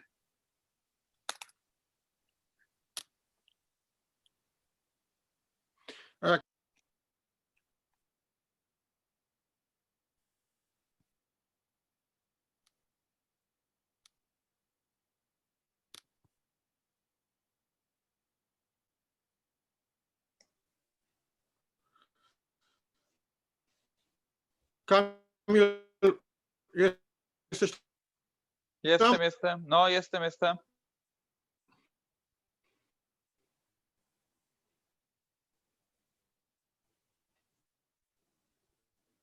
Kamil? No, jestem, Przemku. For some reason I don't see Kamil. Jesteś? Jestem. Pięściarzem. Pytanie poleciało. Jak rozpoczęła się twoja kariera pięściarska i co spowodowało, że zostałeś pięściarzem? Wiesz co, to była taka dziwna historia, bo ja wcześniej trenowałem piłkę nożną, ale po jakimś czasie... Pytanko poleciało, słyszysz mnie? Słyszę cię. Ja zacząłem trenować ogólnie piłkę nożną, ale po jakimś czasie to trenowanie piłki nożnej nie sprawiało mi przyjemności. Bardziej sprawiała mi przyjemność bicie się między przerwami albo w czasie przerw z innymi zawodnikami. I to mnie jakoś tak nakłoniło do pójścia na trening. Pierwszy trening zacząłem, jak miałem 12 lat, po obejrzeniu także Rockiego. Już nie pamiętam, która część. I started as a soccer player, but just happened this way that a lot of people are saying, was telling me that maybe I should start boxing, and I'm not gonna lie, one of the reasons why I decided to go into the boxing was watching Rocky Part 3, część trzecia. A już nie pamiętam nawet, która część.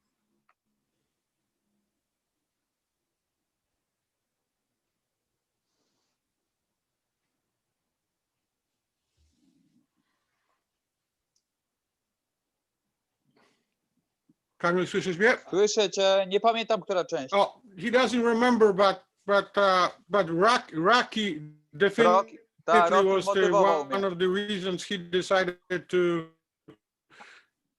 to be a fighter.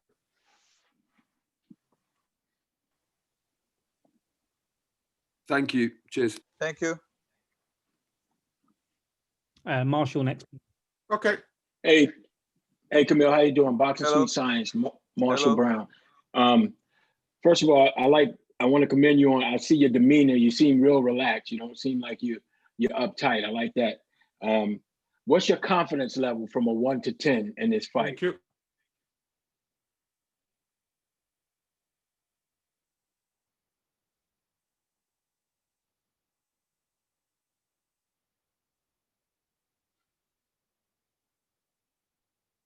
przed tą walką w skali od 1 do 10? Co w skali 1 do 10?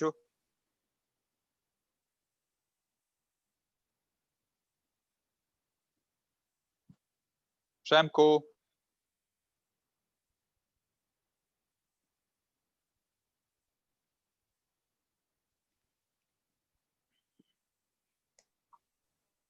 Przemo.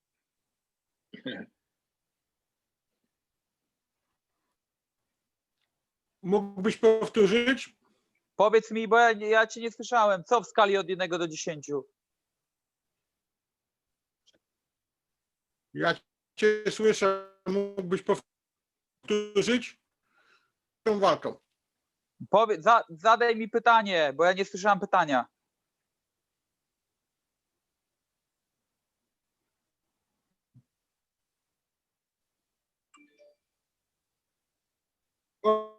Okej, pytanie brzmi w skali od 1 do 10,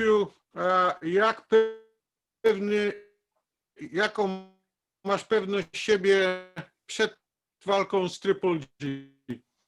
Słuchaj, na chwilę obecną skala od 1 do 10 to jest 10, a i tak teraz to jest takie jakby śmieciowe gadanie, bo nieważne co jest i co czuję teraz, ważne będzie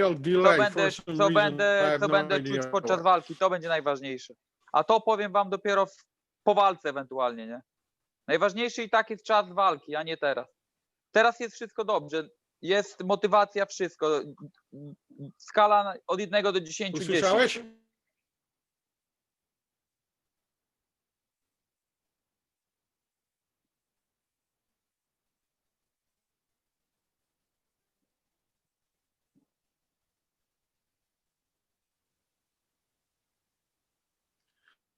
It doesn't matter. I mean, everything it's gonna happen in the ring.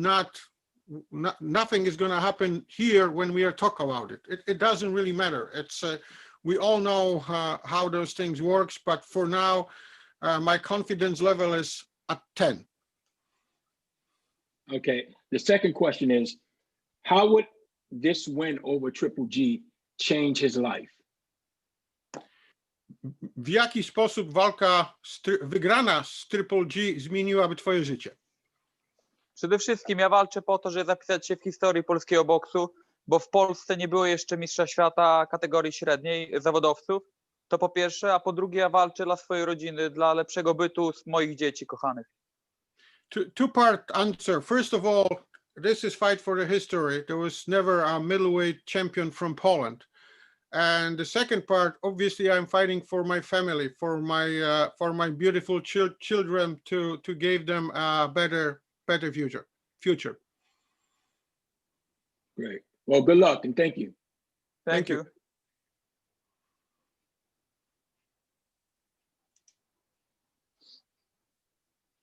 Thank you. Jake Donovan next, please. Great. Thank you, Lewis. Hey, Peter. If you could, this fight has been on the books for Kamil for quite a long time. I wanted to ask if there was any point where he felt like this fight wasn't going to happen in 2020 or just simply not even happen at all. Ta walka była, Kamil, planowana od naprawdę bardzo długiego czasu. Czy był taki moment, kiedy pomyślałeś, nie, ta walka się nie zdarzy w 2020, a być może nie zdarzy się w ogóle? No były chwile słabości, ale powiem wam szczerze, że najbardziej motywował mnie obrazek, kiedy patrzyłem na swoje dzieci i wiedziałem, że robię to dla nich. I wtedy motywacja się odnajdywała. There was a lot of moments when I was doubting this thing actually is going to happen, but anytime I was losing motivation, I was looking at my kids and the motivation came back right away. Okay, that's a great response. And then I do have one more question. So obviously his last fight was on the same card as Gennady when Gennady had the very tough fight with Sergey Derevyanchenko. What did he see in that night where he feels he matches up well against him? Like, what would he feel like he can do differently with Gennady Golovkin that no other opponent has been able to do? Ostatnia twoja walka, podobnie jak Triple G, była na tej samej gali, kiedy Triple G walczył z Derevyanchenką. Oglądając tą walkę z Derevyanchenko, jaka jest twoja opinia na temat tego, co pokazał Golovkin w tym pojedynku, plus co mógłbyś zrobić, żeby wypaść z nim lepiej?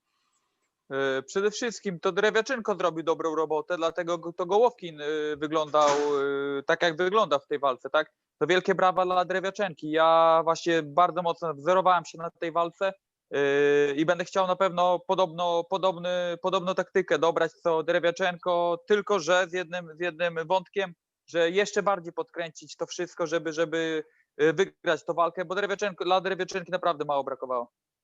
Now, first of all, the Triple G looked how he looked because Derevyachenko was so good. I mean, this was a great fight by Sergey, and I was looking this fight very closely to be like Derevyachenko, but I want to up the tempo a little bit more than Derevyachenko did, because it was very close for him to beat Gennady this night.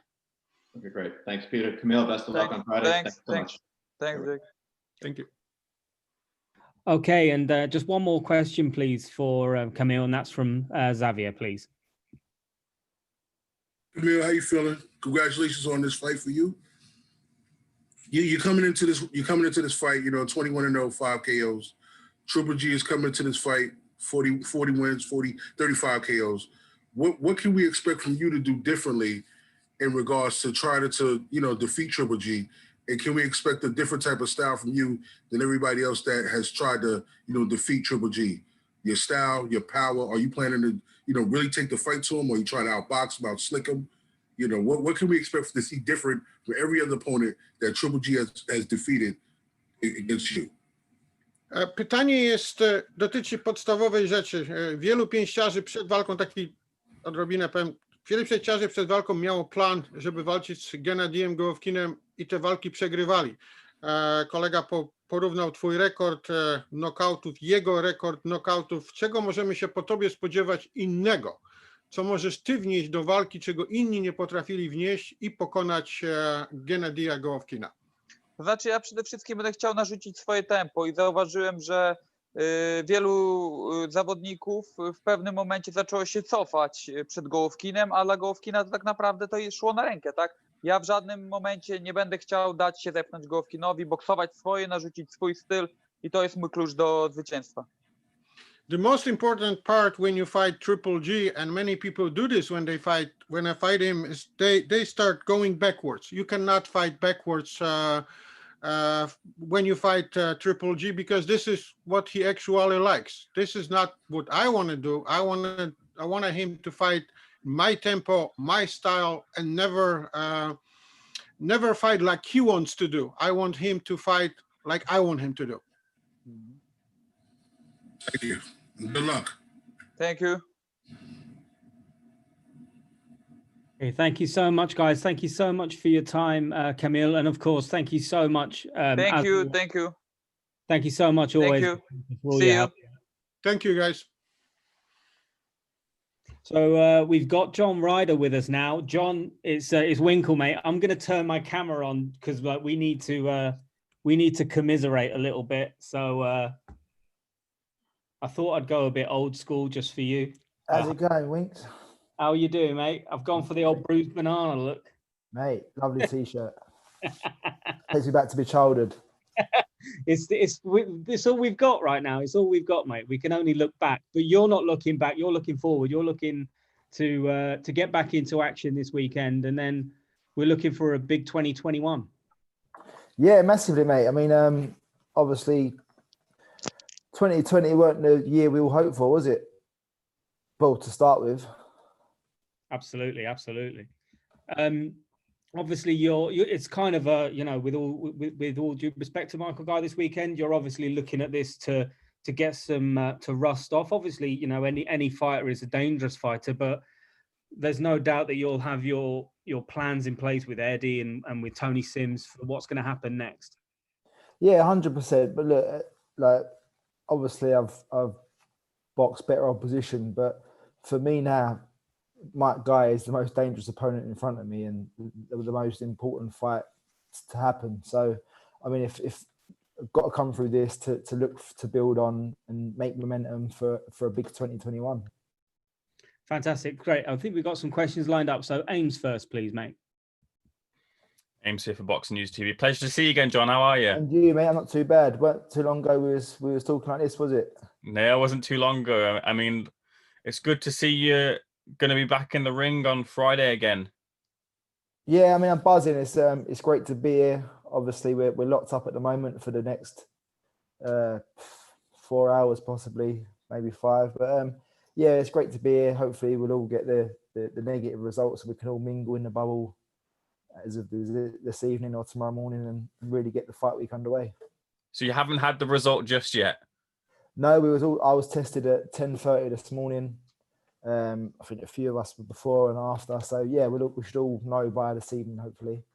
Hopefully you get the result you want in there. When I spoke to you last time, the opponent wasn't finalised, but it's now all over the line, pending obviously anything crazy happening.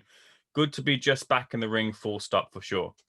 Oh, 100%. I mean, the result I wanted was 3 points for Arsenal the other day. So yeah, better so a negative corona test will be even better. I read you talking about this fight being an added bonus for you in that you're sharing the bill with one of your all-time favorites, Triple G. Talk to me about how you, as a fighter, view and appreciate what Triple G does in the ring. Well, look, he's a beast, isn't he? That you can see what he's done, and against British fighters I respect, and he's dismantled them. Do you know what I mean? He's a great fighter. I've been lucky enough to come over to the States last year and fight on a Canelo undercard, and I mean, we're talking about ticking things off the wish list here. Do you know what I mean? To box on a Canelo undercard now, a Golovkin undercard will be a great thing. Is he someone you'd want if it could be made in the future? Listen, if he wants to come up to 168, then let's have it. Anyone. But yeah, there's no future for me at 160. I'd have to cut a leg off, and there's no Paralympic boxing just yet. Michael Guy, look, you're the consummate professional. Is this a case of just being professional and taking Michael Guy as he is, and like you said, the toughest opponent to date in your career? No, look, Mike Guy's got my respect. I mean, most people I've boxed have been 6 foot plus and always been the bigger guy, and I'm going in against Mike Guy, who's I think he's an inch shorter, and yeah, I mean every advantage I used in the past myself is now against me, so it's got to be strange, something I have to adjust and work with, but I'm looking forward to it. I understand that you've said that you're on standby for the Canelo-Callum Smith fight. Could you confirm that for me? Eddie did mention it just in case there was any negative results, but I mean, I think I'm 5 hours away by plane, and I mean, yeah, I mean, if something really goes wrong, then we'll be there. But fully focused on Mike Guy and fighting this Friday, not Saturday.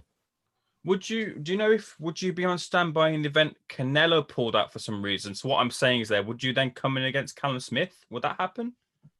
Well, I don't know how that would work. I'm sure they would keep the show going as this a big event, but obviously, to be fair, the fans over here are here to see Canelo, aren't they? And he's the big draw. So yeah, I mean, I really don't know. I don't think they would scrap a show, but yeah, I mean, I suppose it works both ways. And not looking past your opponent, but is it all eyes on Chudov next year, if and when you come through this fight and have a big 2021? No, honestly, I was firmly focused on Mike Guy, get a job there, and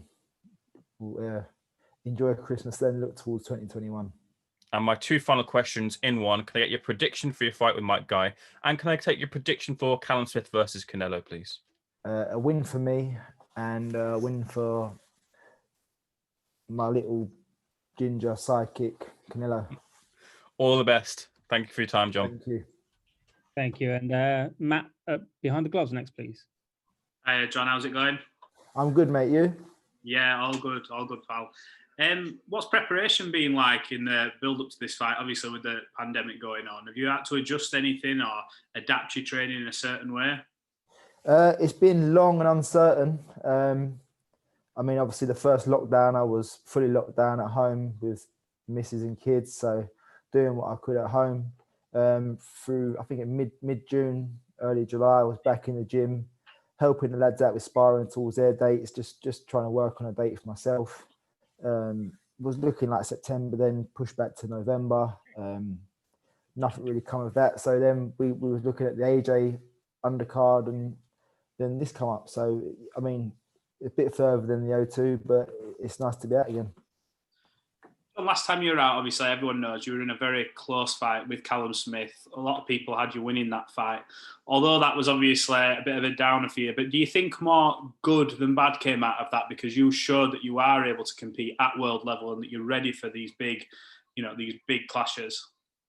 Yeah, I think it didn't my career any harm. I just think the only downside to it is that we've had this trap start to a year where neither one of us could move on from it, and we've been treading water now for a year, and both it's still fresh on so many people's mind, that last fight of us two, all changing Friday and Saturday when we both have our next bouts and we can move forward. What do you know about your opponent coming into this? Obviously, everyone's mentioned you're heavily favoured for this fight. Is it difficult though not to overlook at what could be for next year? No, not at all. I mean, listen, it's a long time out the ring, a year. You look at Mike Guy, he's had 12 wins, 5 losses, 1 draw, but I mean, he's only ever been stopped by Derevchenko, and we know what Derevchenko brings to the table. He had a good fight with Golovkin, tough fight with Charlo. He's a real tough cookie, and I know he's a career middleweight, but he's a big puncher. So, I mean, it was late on in the fight when Mike Guy got stopped. Maybe it was tiredness, but yeah, he's obviously a tough customer, and like I say, he's a shorter guy than me, so it's going to be something I have to adapt to and overcome. Do you think the fight goes the distance, or do you think you'll be able to get him out there? I'm just going to take my time. Hopefully, we can get him out of there. But listen, if it's not no problem if it goes to points, because it'd be nice to get some rounds on my belt. It's been a year. No worries. Thanks for your time, John. And thank you. Yeah. Thanks, Matt. And Deck Taylor next, please. Cheers, Ant. Hi, John. How are you, mate? I'm good, mate. You? Good, yeah, not too bad, not too bad. Obviously, like you said, there's been a year, well, over a year now since the Smith fight, but also during lockdown or since boxing's come back, has obviously been some great nights, like in the fight camp stuff and beyond that as well. How hard has that been? For fans, it's been great, but how hard has it been for you just watching these fights happen and not being able to get a date and not being able to get involved?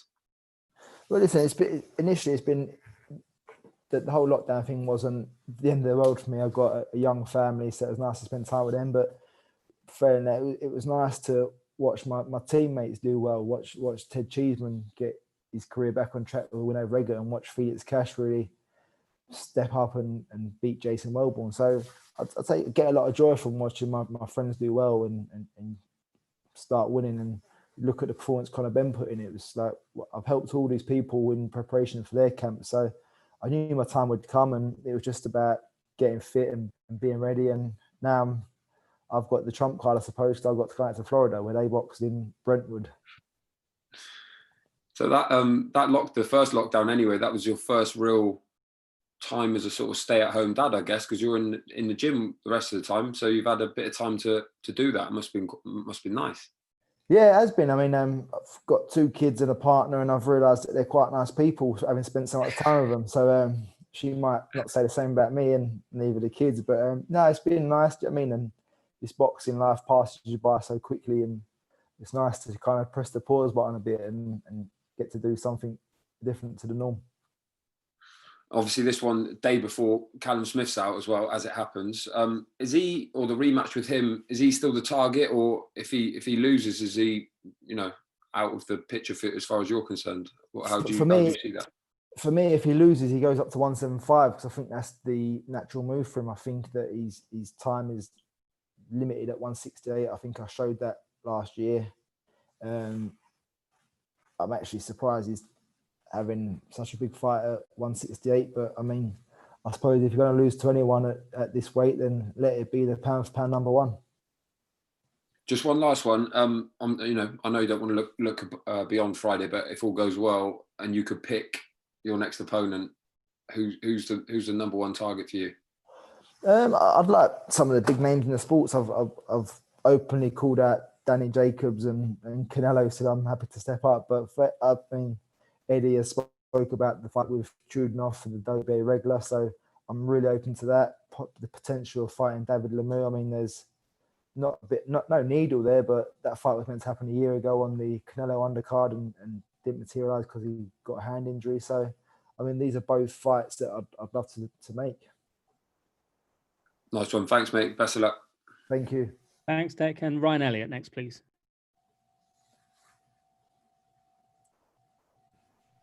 Hiya, John. How are you doing? I'm good, mate. You? Yeah, I'm good. Look, I'm only one from me. I think the guys have covered just about everything. Just to touch on Mike Guy, obviously fighting him Friday night. Very durable guy. You mentioned he's only been stopped by Derevianchenko. Even that was after 8 rounds. Was it important for you to see out the year and return against someone that is going to give you rounds after a year of inactivity and going into big fights next year? Yeah, definitely. I mean, there's no point in going in there and blasting someone out in 1 round. Do you know what I mean?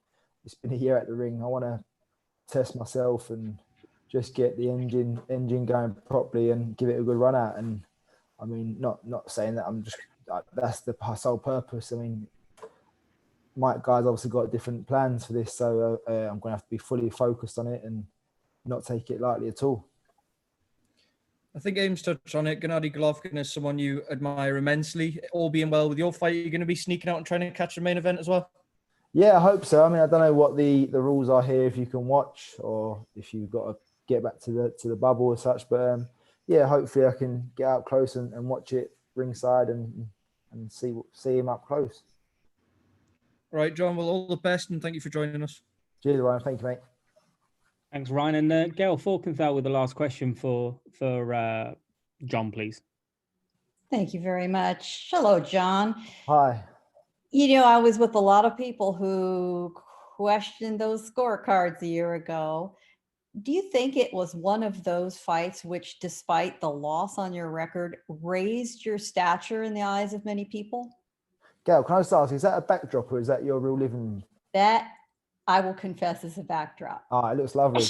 But, We're in the spirit, man. We're in the spirit. Oh, no, it looks great.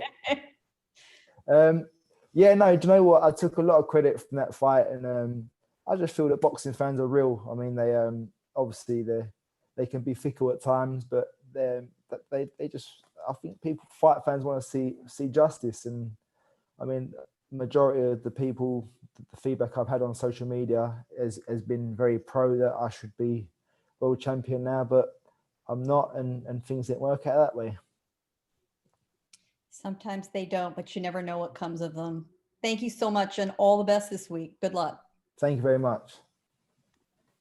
Great stuff. Thanks, Gail, and thanks, John. Have a good one out there, mate. Take it easy. Best to Tony and the rest of the boys, and get back home safe. Get out of the ring safe and get back home safe. All right, mate. See you next year, John. See you soon, mate. Take care, Take pal. care. Thank you so Bye-bye. much. Let's bring in Rashad Mati.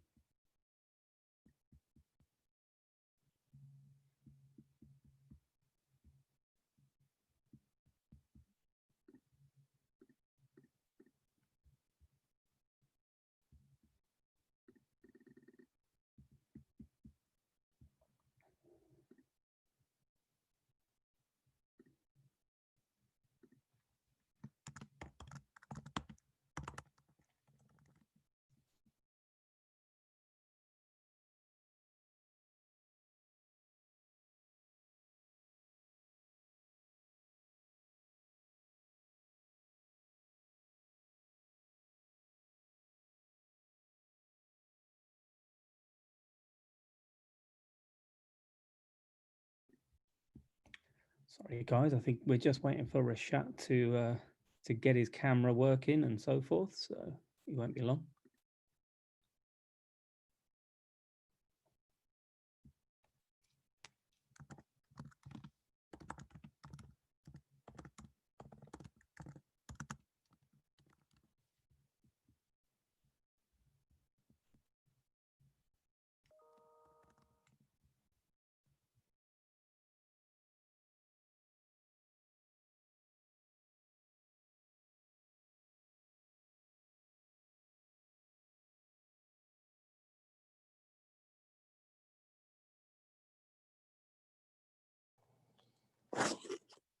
Hello? Hey, there he is. Oh my God, I don't know what was going on. I was like, I'm trying to make this work. We were looking for an Albanian bear and we found one. How you doing? I'm doing good, thank God. How about you guys? Good stuff, mate. Good stuff. Good to have you on the line. It's your second time in the exact same bubble, just over a month apart. Exactly. Yeah. I told Eddie I want to be active. It was a fast fight last time. Hopefully make it again and hopefully have the same outcome. Good stuff. Well, thanks for joining us, pal. We're going to hand over straight away for questions. So Ames first again, please.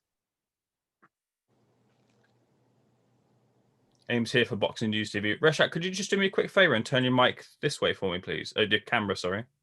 How about this? Is this okay? If you can turn it from like sideways, if possible. How's this? It hasn't switched. No, Maybe just turn it. Yeah, that's fine. No worries. No problem. How about now? Yeah, that's perfect. Brilliant. Thank you, Resha. Ames here for Boxing News TV. Good to speak to you again. It doesn't seem like too long ago that we were speaking to you before your fight against Marcos Mahika. So you're back in action again. Did you expect to be out this early after the last one? No, I don't think so. I think it was a fast performance. I'm pretty sure everybody, Eddie and all them, liked the way I performed. I didn't take any shots that were, super bad.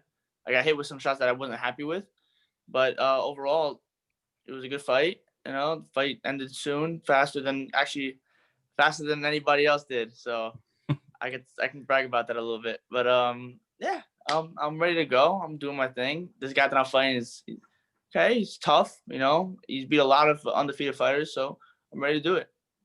I suppose this kind of shows the faith that Eddie Hearn and DAZN have to bring you back on once again to help close out the year.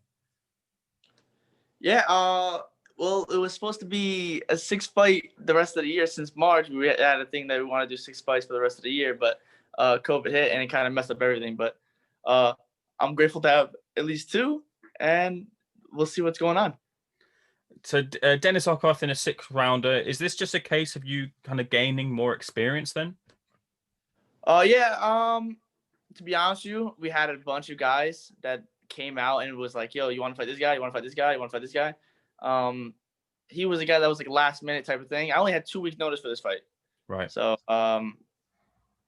we trained what we had to train. I was still in shape, so I was still doing my thing. But we had some guys we had offered. We took them. They said, oh, he doesn't have a visa. It wasn't working out. He took another fight. He didn't want to fight. All right, he's out. To this guy, he didn't want to fight. All right, so this guy was like, okay, I'll do it. I don't see why not. And yeah, it worked out. Last time out, I watched an interview with you where you said you felt your opponents have now been like watching tapes of you, and you're starting to find it maybe a little more challenging because people are seeing more of you now, and you've had to maybe switch it up more. Do you think that's going to play a factor in the fight at the weekend? You've seen the way this guy fought. The last guy that I fought, he saw that he was able to close up, and he was waiting for a lot of the body shots and a lot of the shots that I was throwing. He was a little awkward. But like I said, nobody fights the way that I fight. It's a little bit different when you watch the guy and then when you experience the guy in the fight. And I'm able to adapt in certain situations. So if I feel like one thing's working and one thing's not working, I can change it like that. And credits to my coaches Sosa and my father, and I just listen to them, and it's been working so far. I'm a big fan of the lavish boxing outfits. You had a Superman inspired one last time. What you got planned this time? I'll give you guys a little bit of hint, a little bit, nothing crazy. It's another superhero. It's not Superman. That's all I'm gonna say. So you mentioned about having 6 fights that were planned obviously this year. Like, when you look back on this year, what with the way that the world's been affected, you've been out as well, obviously, have you been able to achieve the goals or what you set out for yourself this year despite all those problems? Yeah, I mean, like I said, I was out a year before, exactly the same time. March, April, I was out. I had a shoulder injury. I was out. It taught me, it came up and downs. It brought me back. I wasn't in shape when I got back in shape. So I came back and it was a little bit of a roller coaster. It was going up and down. This was kind of had the same opportunity, same position, but I kept my mind right. And I said, listen, time to cut this weight, time to do this thing right. And it kind of woke me up. Like I said, I'm just ready to go. I'm ready to fight. And, I'm looking to be the guy that's like, all right, this is the guy that I want everybody watching. this is the prospect that everybody's wanting to watch. It doesn't And matter take- if it's Matchroom, we're talking about top rank, PBC, it doesn't matter. I want them to say, listen, this guy, Albanian Bear, he's something different. Taking your mind away for a moment from yourself, in what's been received as a strange result, fellow fighter who just recently signed to Matchroom, Albanian Florin Mark, who got a draw over the weekend. Have you seen that fight? What was your reaction? Yeah, I watched it. Listen, he's a very, very, very good friend of mine. Very, very nice guy. That decision was horrible. I don't know how they had it a draw. I don't know. I don't know how you guys are saying it. I don't know how you guys are thinking about it. I didn't see the draw at all. I thought he won, majority of the rounds, if not all of the rounds.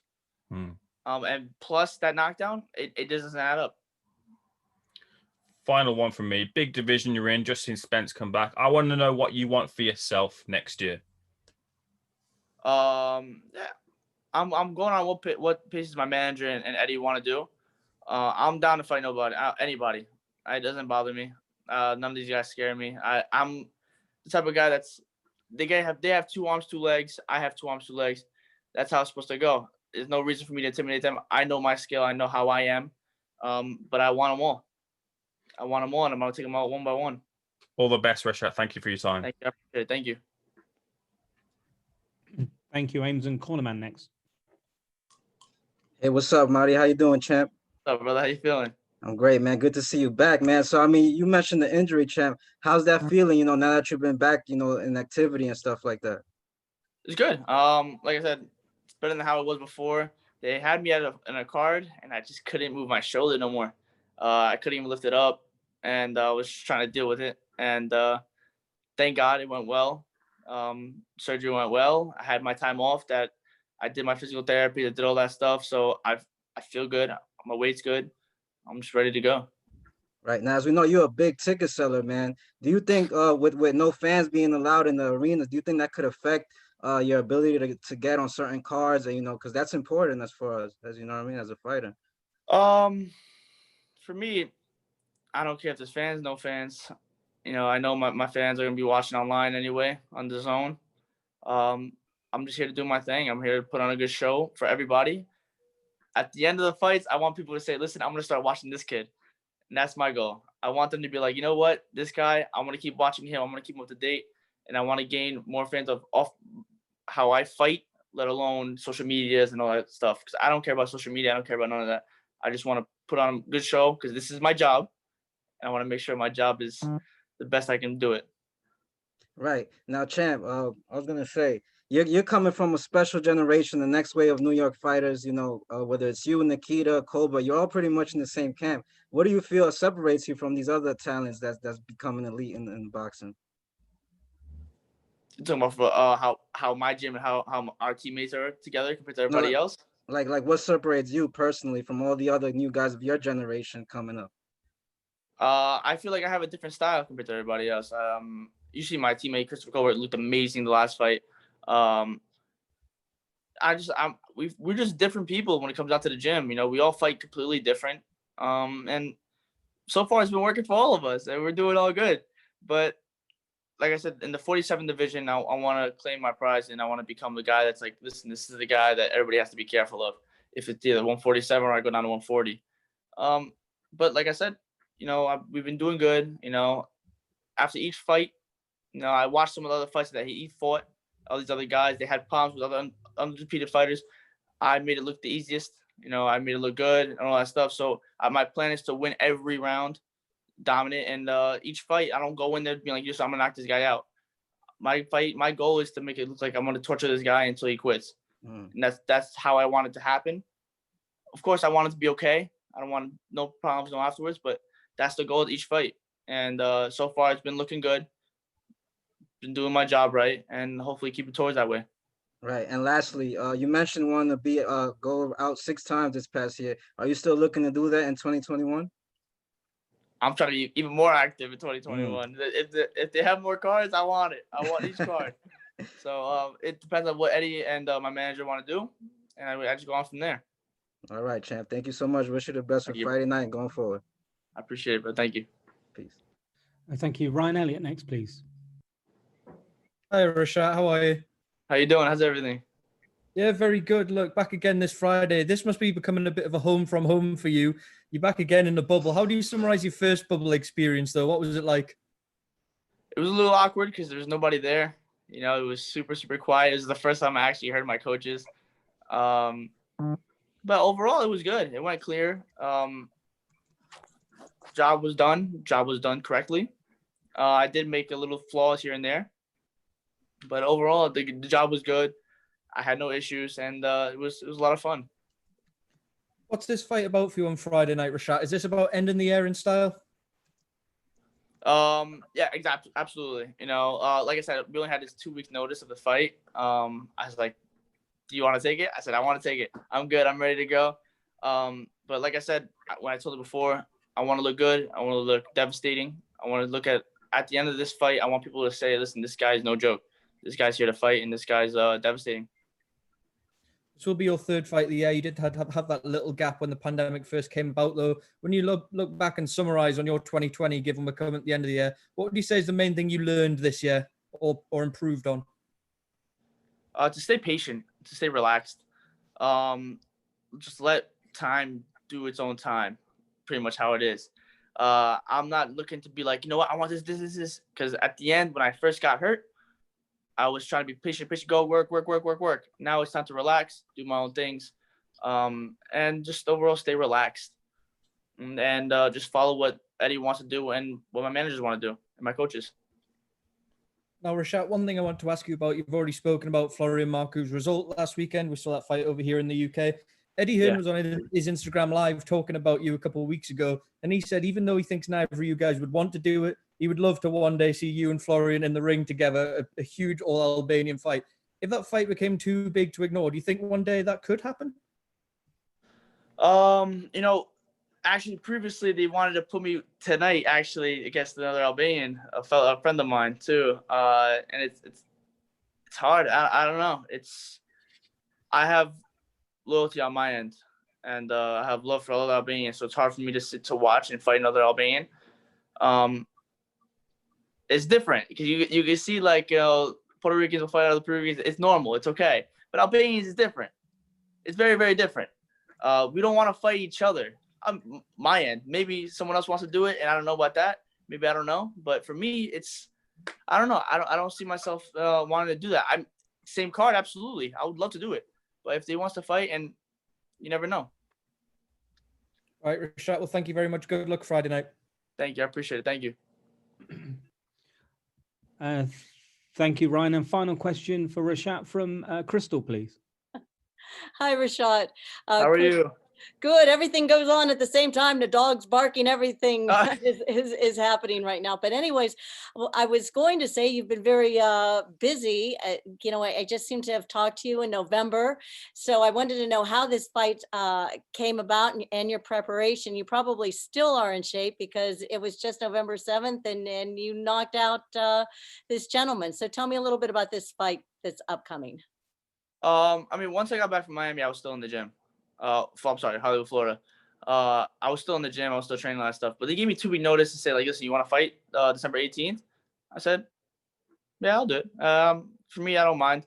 The problem was defining the opponents was a little bit of an issue part because a lot of people were backing out or some of them couldn't make the weight in time. Meanwhile, I was good. I was ready. I didn't want to go up too high, but I was good. I was ready to do it. I just wanted to fight, and I just wanted just to be like, listen, this guy's active, and we love to see him fight. So I want to give my fans a good show. And how do you feel being on a Gennady Golovkin, card? He is just one of the greats in elite athletes, and here you are on his card. Did you think that this moment would come about? You know, I'm a big fan of Triple G, but I've been on good cards. I've been on a lot of good cards. So for me, the main card is my eyes. I'm the main card. I want to see the show. I want to be the person that's like, you know what? I want to watch this guy and this guy only. When I fought in New York, a lot of times they came to watch me fight and then they took off. So Eddie was like, please let him stay a little bit. But, you know, at the end of the day, I want to be the guy that's like, listen, we want to watch this guy and this guy only. This is the main guy we want to watch. Kind of steal the show. But that's just how I am. Well, good luck there and good luck in Thank you. 21. Thank you very much. Appreciate it. Thank you. Thank you, guys. And thanks, Rashad. Take care over there, mate. Go well on Friday night. And thanks for your time as always, pal. Take care. No problem. Thank you, guys. And thanks, everybody. Oh, look at a little bit of shadow to finish with from Rashad there, the razzle dazzle. Just a little bit. Thanks again, everybody. Thanks so much to those in the to those over here in the US. Happy holidays to you as well after the great weekend of fights. To my friends back home in the UK, Merry Christmas, and yeah, everybody stay safe. And we'll be sending this around to everybody shortly, as soon as the recorders finish. Thank you so much. Thank you. Thank you very much. Thank you. Thank you.